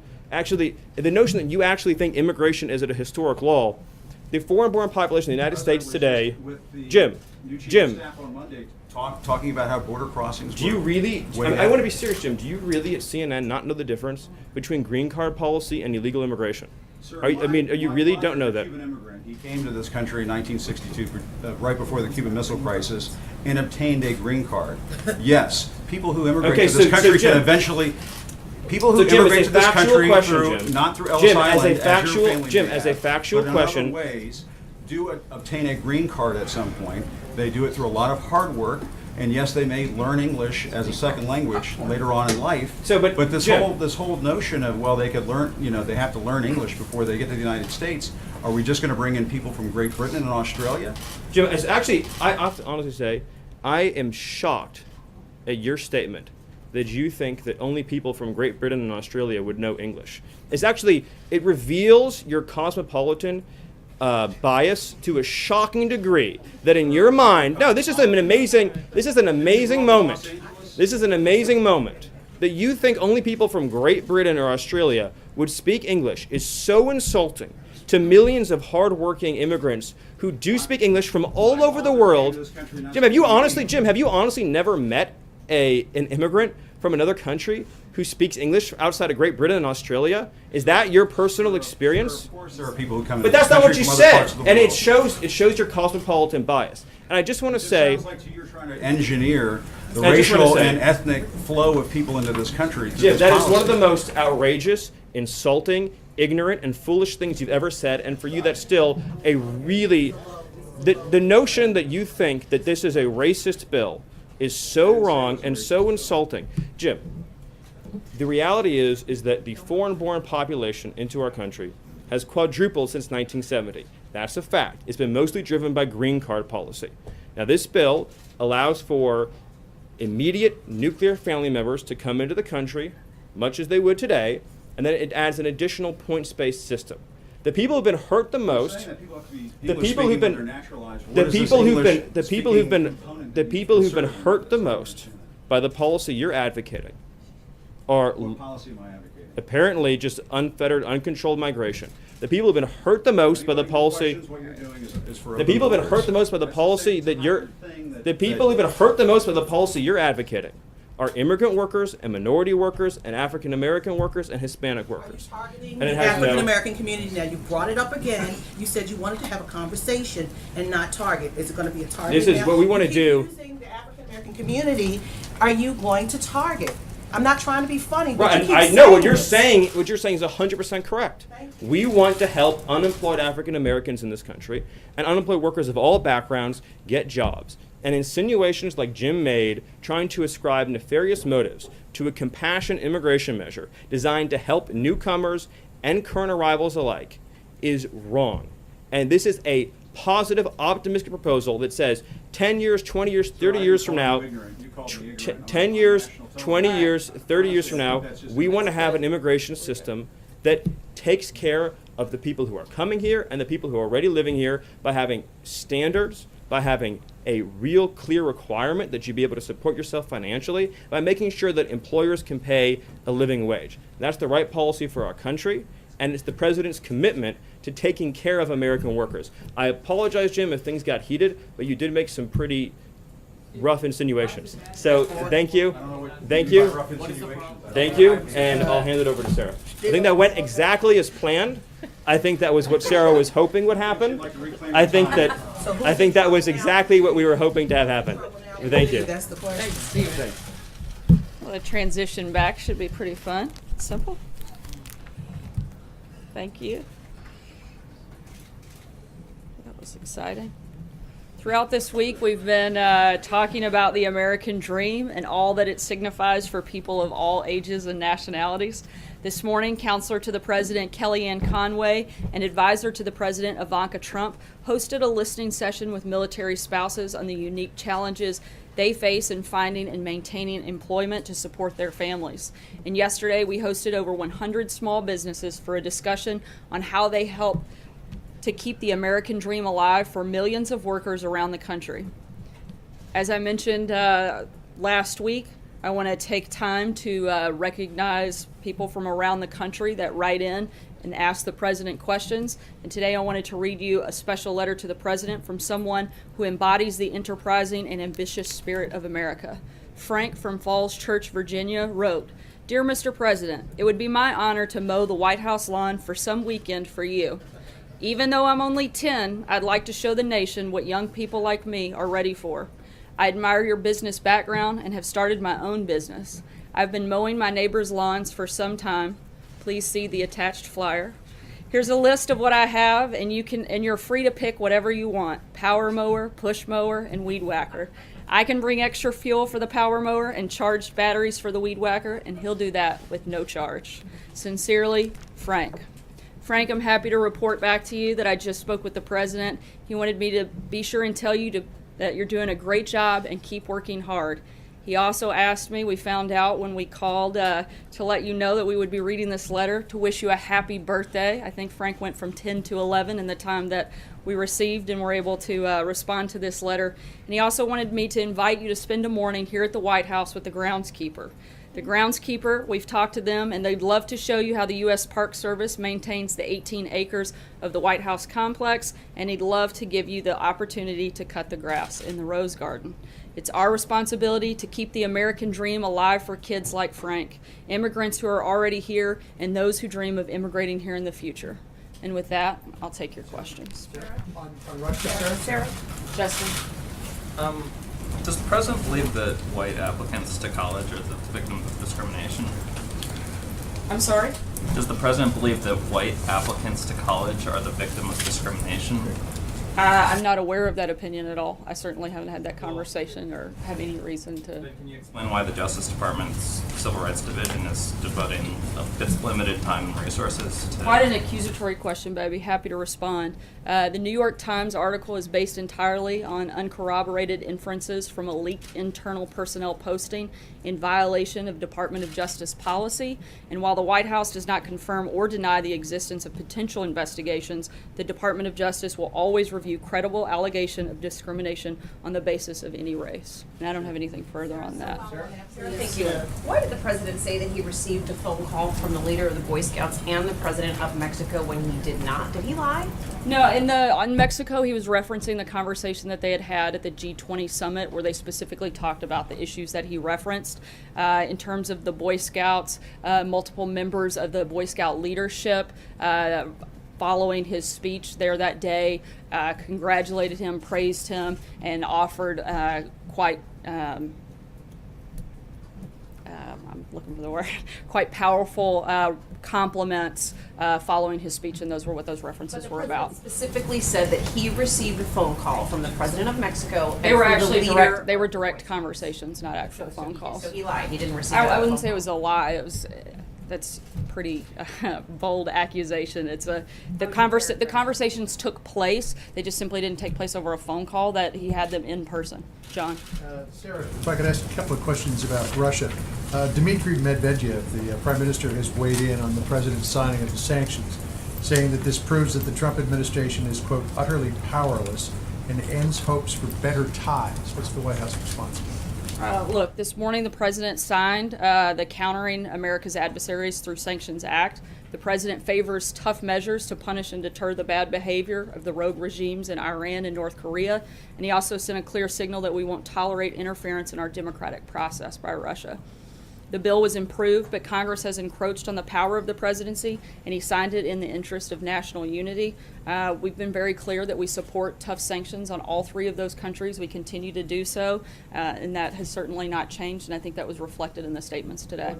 One of the finer aspects of the bill and the findings, it stated that Russia did, in fact, try to interfere in the U.S. election. In the president's statement, on the signing statement, he did not quibble with that. Is that an indication that he does accept the finding that Russia interfered in our election? The president's already said that himself directly at the press conference in Poland. Other actors may have been involved as well, but he doesn't dispute the fact that Russia was, and he said that in Poland at the press conference that I believe you were present for. One more, you said on Monday that when you had something to say about the Russian action on 755 diplomats, you would say something about it. Do you have anything to say about it today? No, I don't, but when I do, I'll let you know. Sarah, thanks. Did President Trump speak with Russia's President Vladimir Putin prior to signing the bill or at all today? No. That's definitive, that's confirmed. Let me just ask you something about North Korea. General McCaffrey said that I think at some point we are clearly going to take dramatic action short of war against North Korea. Can you respond to that? Do you think that's an accurate characterization? Can you tell us where the administration's thinking is right now when it comes to taking some type of military action against North Korea to stop its provocations? As I've said many times before, we're not going to broadcast our actions, and we're keeping all options on the table. Jordan? Thank you. I'll ask you the question I was going to ask Stephen. The president said in an Economist interview in May, he was asked whether he supports cutting the number of immigrants who can come here legally. He said no. This bill today that he supports would cut the number of green cards issued by half. So when did the president have a change of heart on this issue? I'd have to see the specific reference, but I know that the president has talked pretty frequently about merit-based immigration reform, not just on the campaign trail, but he's been talking about this for years, and I can't comment on a story I haven't seen specifically. Lead to the reduction of total green cards. So does he have a separate opinion about the number of green cards? I think Stephen spoke pretty extensively on that, and I don't have anything to add beyond that. John? Thanks a lot, Sarah. The president, in signing this sanctions bill today, issued a signing statement. And in that signing statement, he said that the bill is significantly flawed. He said that there are provisions in this bill that are clearly unconstitutional. Why would he sign this bill if he felt so strongly that this bill it inhibits his ability to act as the commander-in-chief and to carry out his duties as president? I think I spoke on this already, but primarily because the president favors tough measures to punish and deter the bad behavior of the rogue regimes in Iran and North Korea, and he also sent a clear signal that we won't tolerate interference in our democratic process by Russia. I also said that he signed it in the interest of national unity, and again in support of, there's no question that there isn't support for the principles of the bill, it's maybe just some of the process piece. Steve? I'm sorry. Does he also send a signal in signing this particular legislation that if another bill comes before his desk that he also finds significantly flawed and clearly unconstitutional, that he'd sign that legislation as well? I'm not going to speak about a hypothetical bill that we don't know and doesn't exist and whether or not the president's going to sign it. Steve? Clear up some confusion. There were almost simultaneously two signing statements that went out. They had slightly different language. Did you intend to send both out, or was that a mistake? There's actually one signing statement and one press statement, so that's the difference. One's more of a legal document that goes with the executive secretary, and the other one's a press document, so that's the difference. I wanted to bring up some unfinished business. When you were named press secretary, because there was so much focus on the other announcement that day, you only had a chance to talk about the job in one question. So I wanted to give you a chance to answer two questions that all of your predecessors have faced. The first one is, what is your overall approach to the job, especially in terms of balancing whether you're serving the president or serving the public? And secondly, do you see any circumstances where it's appropriate to lie from the podium? I'll take the second one first. Absolutely not. I don't think it's appropriate to lie from the podium or any other place. On the first question, I think that the balance, my job is to communicate the president's agenda, the president's message, and answer your questions on that as best that I can, as honestly as I can, and as transparent as I can possibly be at any given moment. Francesca. Sarah, following up on the question about the position, what exactly is Sean Spicer's role in this administration at this point, and how much longer do you expect him to stay on staff? And then something on the signing statement. As he said, I believe that was, a week or so ago. The days all kind of run together now. But he was going to stay on in a transition process through August, and nothing has changed. Because of Anthony Scaramucci leaving? No, nothing's changed at this point. And then on the signing statement, one of the things that it said was that it would drive China, Russia, and North Korea much closer together, these sanctions. Can you elaborate on that? Because yesterday you suggested that China was both an ally and a partner. I don't have anything to comment beyond the signing statement itself. Alexis? Sarah, can I just follow up two questions on DHS? Should we expect that more in September when Congress comes back, a nomination, or is that possible soon? And the second question is, lots of lawmakers, Republicans on the Hill, and the business community have been concerned that the president won't stay focused on tax reform. This is something they really want him to talk about. And you've just introduced immigration, you've got healthcare still hanging. Is the president going to focus on all of those issues in the weeks ahead going into September, or is he really want to showcase just one or two things? As we've said many times before, we can walk and chew gum at the same time, and we can work on a multitude of issues at the same time. In terms of the DHS appointment, I don't have any personnel announcements at this time. John Gizzi? Yeah, thank you, Sarah. This morning, New Orleans Mayor Mitch Landrieu, president of the U.S. Conference of Mayors, took a shot at Tom Homan, the head of the Immigration and Customs Enforcement. On June the 28th, right from that podium, Mr. Holman said, and I quote, most law enforcement officials in cities work with us, but many don't in the largest cities, and that's where criminal aliens and criminal gangs flourish. End of quote. Mayor Landrieu this morning said he's wrong about that. That kind of rhetoric is not helpful, and he added that police officers keep the streets safe, irrespective of immigration status, and do so all the time. Your response to Mayor Landrieu and his charge against someone who is mentioned frequently to be the next Secretary of Homeland Security? Look, I think Tom has served our country well. He's been active in law enforcement, and I would certainly trust his opinion. A lot of confidence in him and his ability, having been in a multitude of different positions within law enforcement and been able to see it in a lot of different places, not just one location like the mayor. So I would certainly defer to Tom on this issue. Jim? So then you would you trust him more than you would Mayor Landrieu on that issue? I think that's pretty safe to say, Jim. Yes, Jeff Flake, in a Politico magazine article, said the president was he suggested the president was a carnival barker and had eroded conservatism. Is the president still thinking of helping to fund a $10 million challenge against Senator Flake? And does he have any response to Senator Flake's comments? I'm not sure about any potential funding of a campaign, but I think that Senator Flake would serve his constituents much better if he was less focused on writing a book and attacking the president and passing legislation.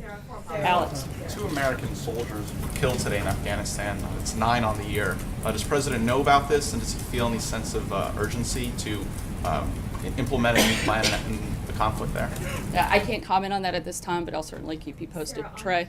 Thanks, Sarah. Did President Trump feel pressured into signing the Russia sanctions bill? No, as I've said, the president supports putting pressure on these 3 countries in particular, and so he supports the principle of it and wanted to take action in that course. Steve? You were asked yesterday by Garrett Rizzi whether the president would weigh in on this question of cost-sharing payments. Can you put this to bed? Will the administration continue making cost-sharing payments or not? The CSR payments are bailing out at this point a failed law that the president wants to repeal and replace. Since last year's campaign, the president has been clear that Obamacare is a failed law. He's working with his staff and his cabinet to consider the issues raised by the CSR payments, and without Congress fulfilling its promise to American voters in repealing and replacing Obamacare, insurers will continue to flee this failing system. We need real reform that actually lowers cost and provides more choice for Americans, and we'll keep you posted when we have a final announcement on that. Thanks so much, guys. The president called the White House at dump.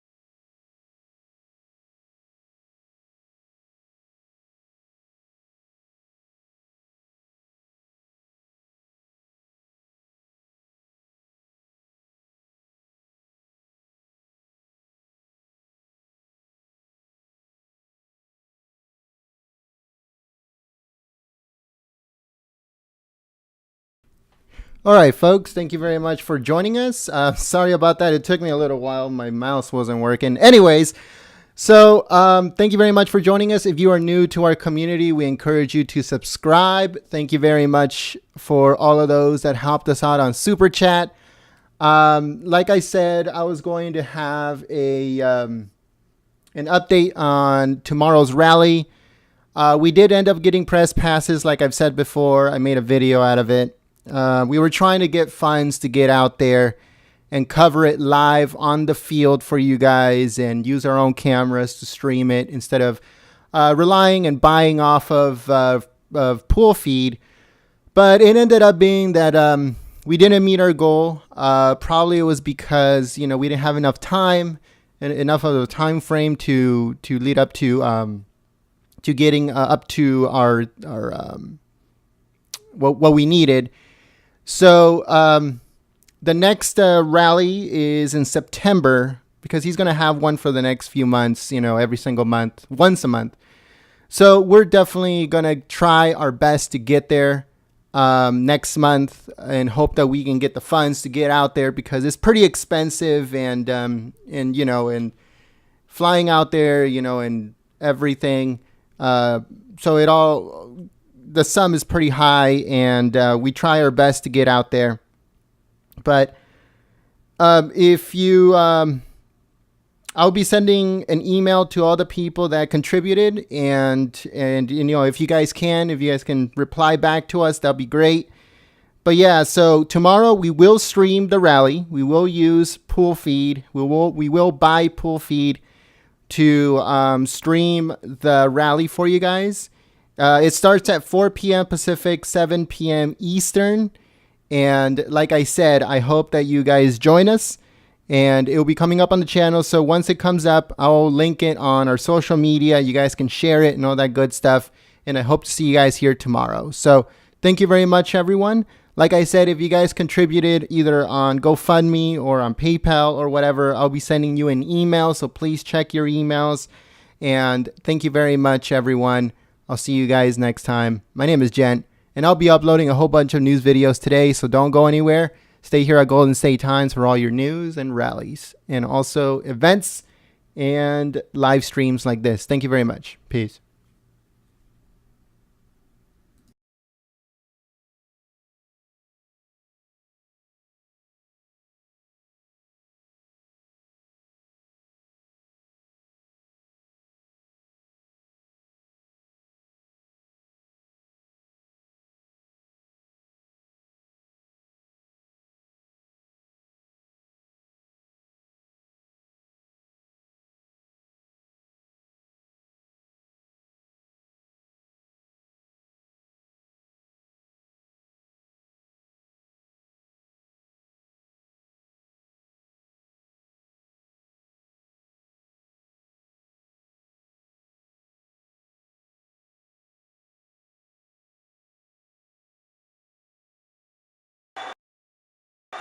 Thank you. God bless the United States of America. Thank you, everybody. Thank you very much. I am thrilled to be here. Thrilled. And if you think that was an easy trip, you're wrong, but I am thrilled.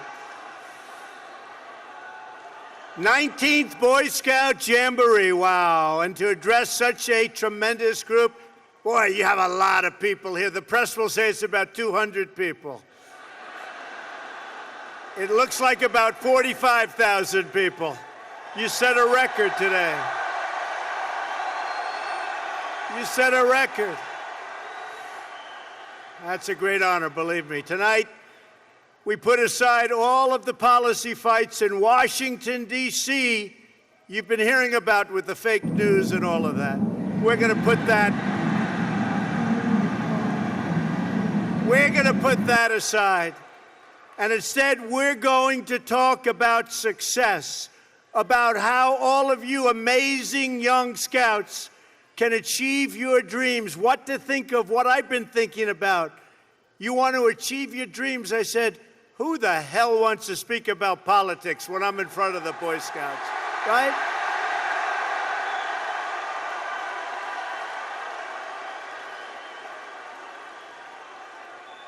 There are many great honors that come with the job of being President of the United States.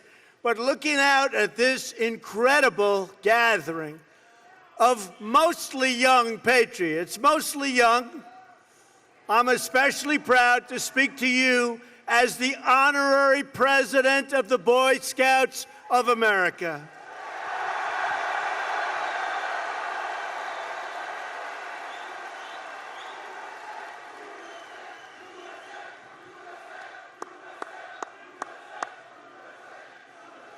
You are the young people of character and integrity who will serve as leaders in our communities and uphold the sacred values of our nation.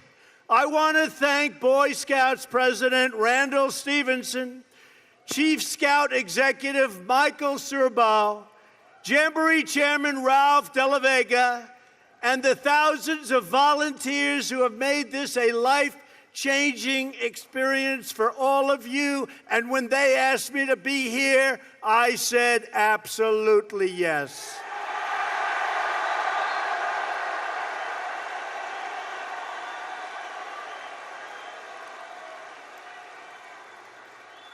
Finally, and we can't forget these people, I especially want to salute the moms and the dads and troop leaders who are here tonight. Thank you for making scouting possible. Thank you, Mom and Dad. Troop leaders, when you volunteer for the Boy Scouts, you are not only shaping young lives, you are shaping the future of America. The United States has no better citizens than its Boy Scouts. No better. The values, traditions, and skills you learn here will serve you throughout your lives. And just as importantly, they will serve your families, your cities, and in the future and in the present will serve your country.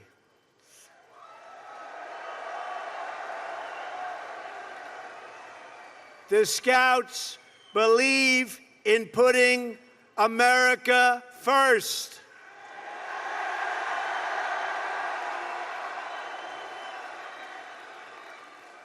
You know, I go to Washington and I see all these politicians and I see the swamp, and it's not a good place. In fact, today I said we ought to change it from the word swamp to the word cesspool, or perhaps to the word sewer. But it's not good. Not good. And I see what's going on, and believe me, I'd much rather be with you. That I can tell you.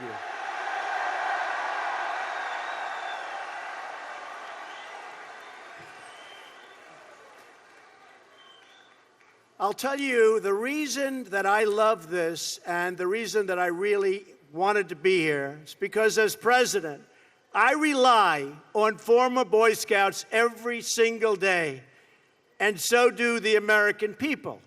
It's amazing how many Boy Scouts we have at the highest level of our great government. Many of my top advisors in the White House were Scouts. 10 members of my cabinet were Scouts. Can you believe that? 10.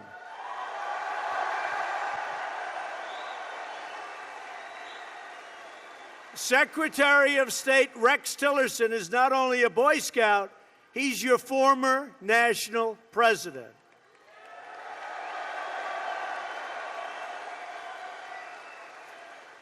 The Vice President of the United States, Mike Pence, good guy, was a Scout, and it meant so much to him.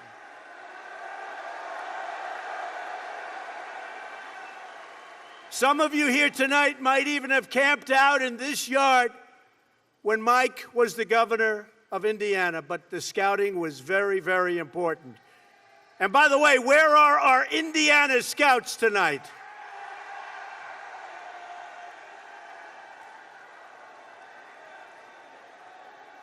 I wonder if the television cameras will follow you. They don't like doing that when they see these massive crowds. They don't like doing that. Hi, folks.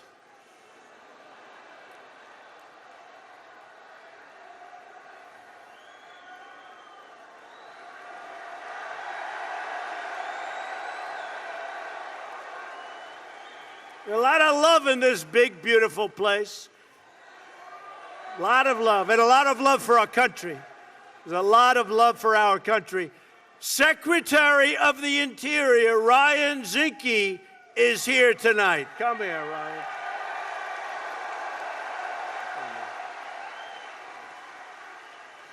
Ryan is an Eagle Scout from Big Sky Country in Montana. Pretty good. And by the way, he is doing a fantastic job. He makes sure that we leave our national parks and federal lands better than we found them, in the best scouting tradition. So thank you very much, Ryan.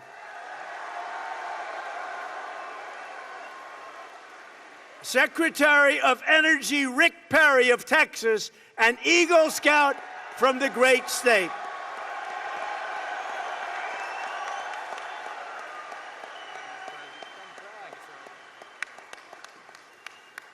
The first time he came to the National Jamboree was in 1964. He was very young then. And Rick told me just a little while ago, it totally changed his life. So Rick, thank you very much for being here. And we're doing a lot with energy. And very soon, Rick, we will be an energy exporter. Isn't that nice? An energy exporter. In other words, we'll be selling our energy instead of buying it from everybody all over the globe. So that's good. We will be energy dominant, and I'll tell you what, the folks in West Virginia who were so nice to me, boy, have we kept our promise. We are going on and on, so we love West Virginia. We want to thank you. Where's West Virginia, by the way? Thank you. Secretary Tom Price is also here today. Dr. Price still lives the Scout Oath, helping to keep millions of Americans strong and healthy as our Secretary of Health and Human Services, and he's doing a great job. And hopefully, he's going to get the votes tomorrow to start our path toward killing this horrible thing known as Obamacare that's really hurting us. So.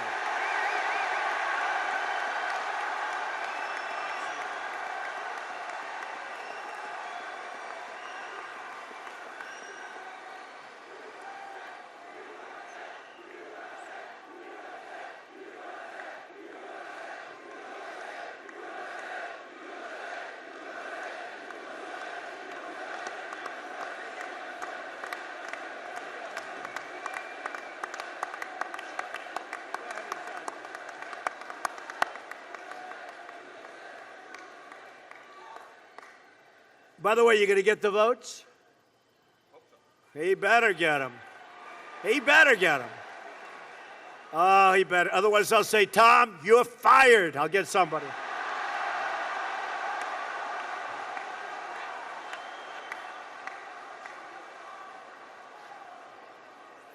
You better get Senator Capito to vote for it. You got to get the other senators to vote for it. It's time. You know, after 7 years of saying repeal and replace Obamacare, we have a chance to now do it. They better do it. Hopefully they'll do it. As we can see just by looking at our government, in America, Scouts lead the way. And another thing I've noticed, and I've noticed it all my life, there is a tremendous spirit with being a Scout, more so than almost anything I can think of. So whatever's going on, keep doing it. It's incredible to watch, believe me.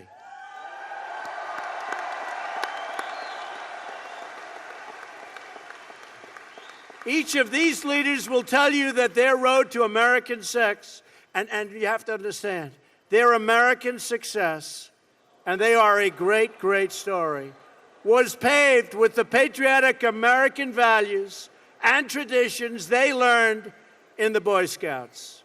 And someday, many...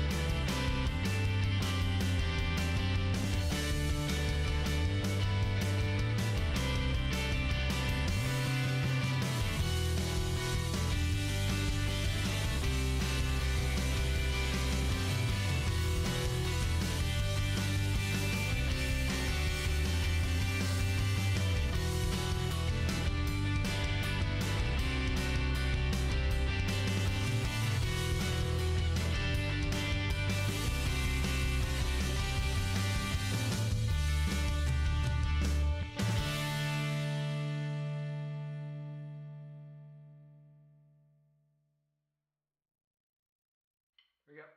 1, 2, 3, 4.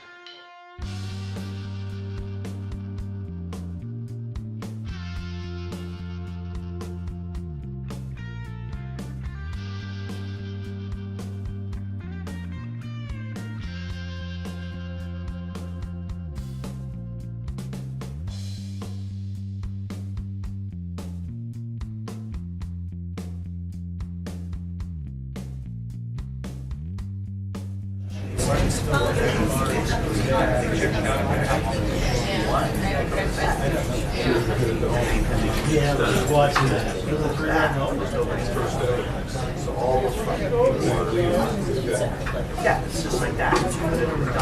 Oh, I'm sorry. And then we'll talk half step in front.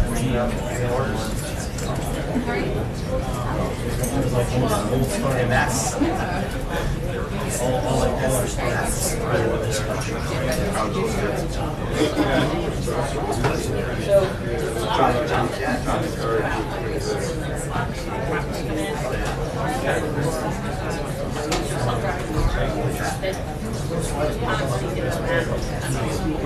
That's why I've never understood why history they're not going to be 300 trying to but you should be able to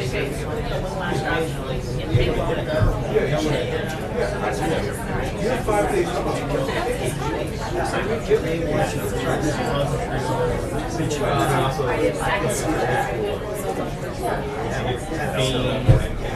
to break a finger or fade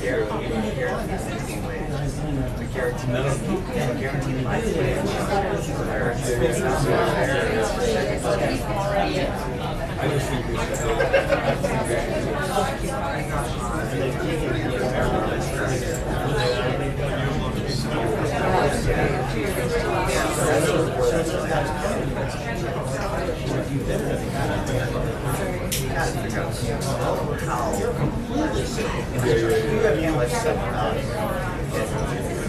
Unless you pitch the finger and actually part, I mean, some of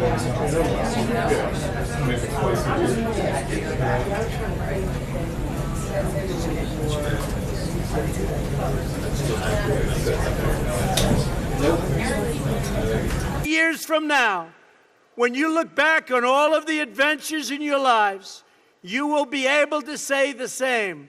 I got my start as a scout, just like these incredibly great people that are doing such a good job for our country. So that's going to happen.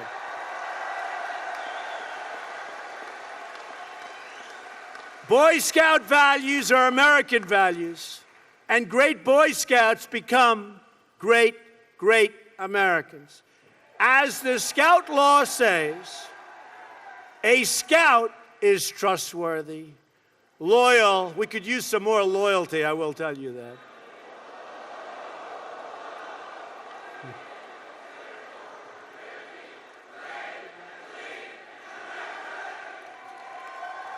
Very good. Very good. That was very impressive. You've heard that before. But here you learn the rewards of hard work and perseverance. Never, ever give up. Never quit. Persevere. Never, ever quit. You learn the satisfaction of building a roaring campfire, reaching a mountain summit.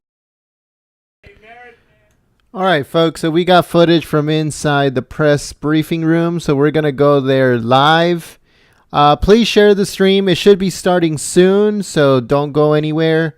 Like I said, we just got footage from inside the press room, and we're going to be putting it on your screen right now.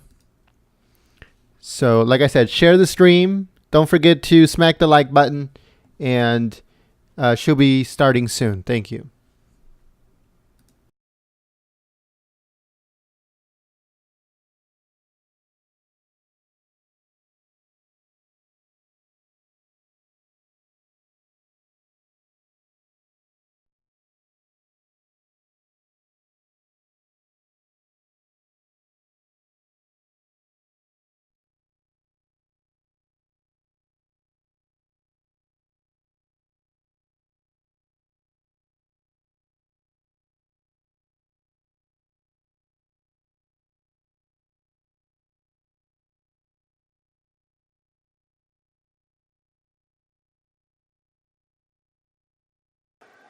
By the way, why do you think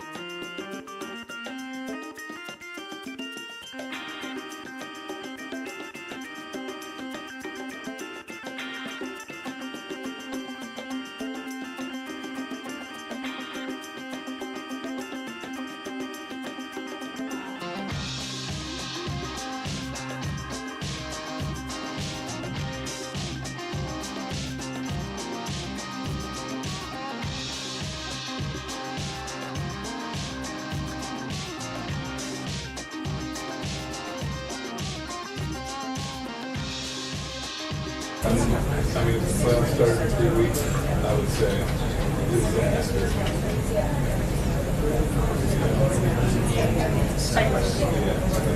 July 13th, Started pitching in unveiled the plan for Cyprus, where the hell is create the guarantee.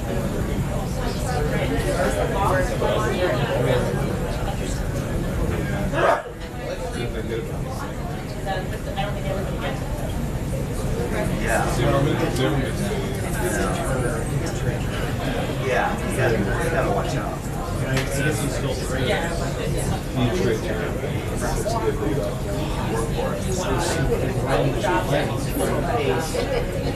Steel, yeah, that's sort of, see the conservative, they would think that he was running all over the series. Why would you work guaranteed? Yep. Yeah, sure. And I'll stay a little bit more. So when you get Strasburg, sure, I'm not worried. Strasburg would lose benefits. And that's the tricky part. Some different quarterbacks as a kid, child care, so that sort of stuff. Yeah. Big dude,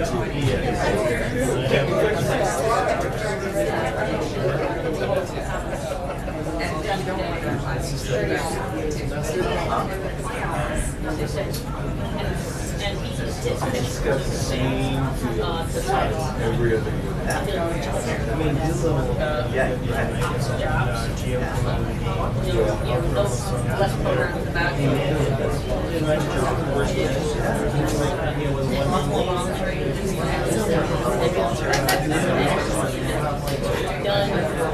I've done more without government money supporting. it's like a job share.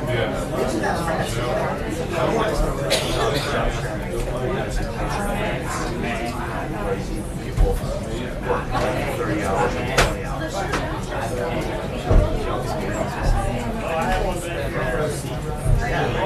Maybe that's how you do that.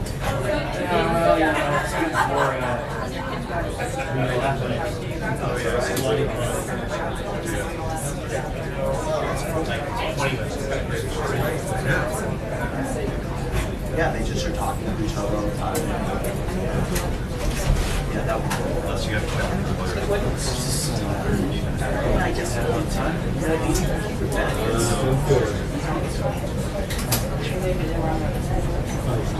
Right. And just like that, they make as much money.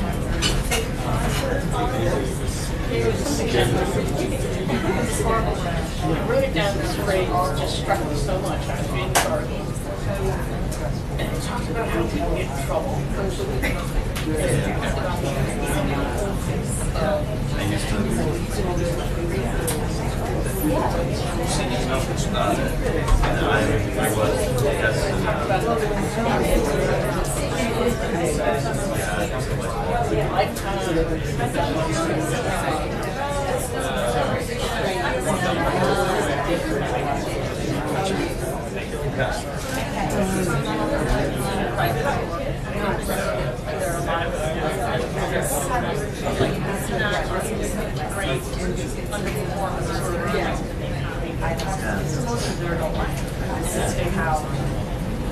Those people,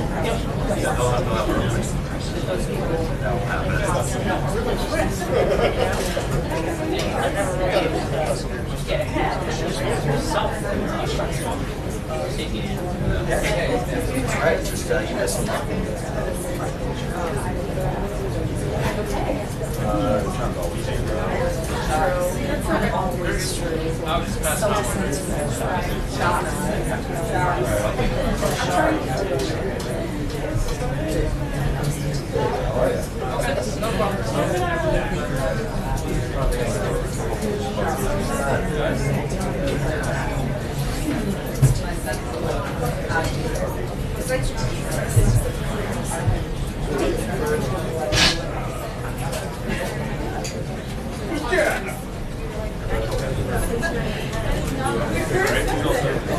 I think so.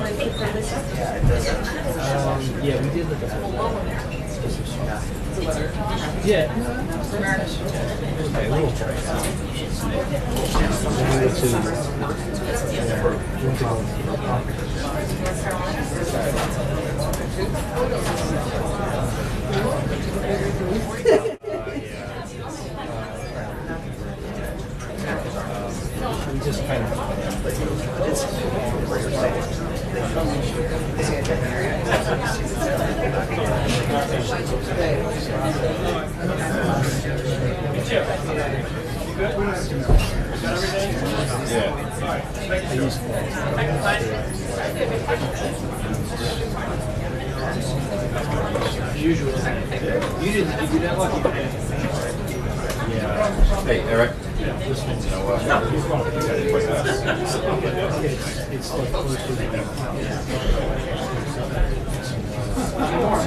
think I have mine.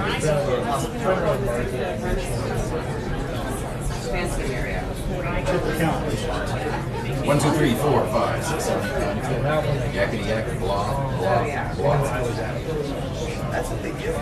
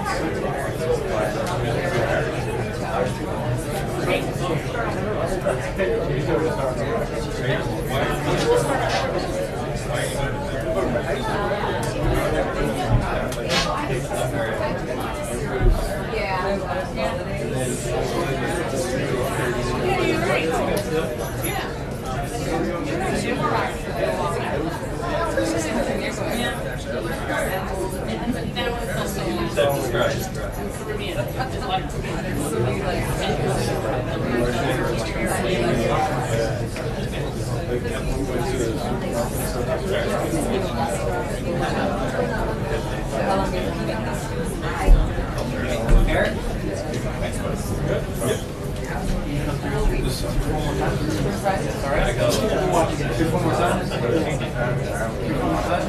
I could come down. I do. I can't wear it every day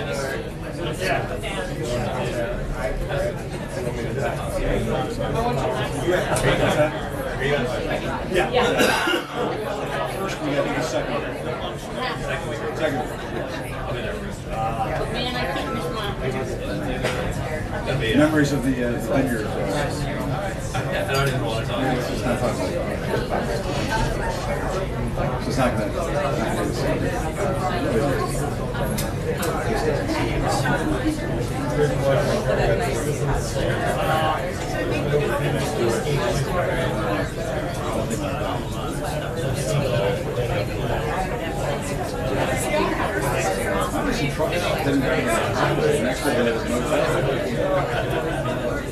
Is that war kind of low to the sea? I feel like the ocean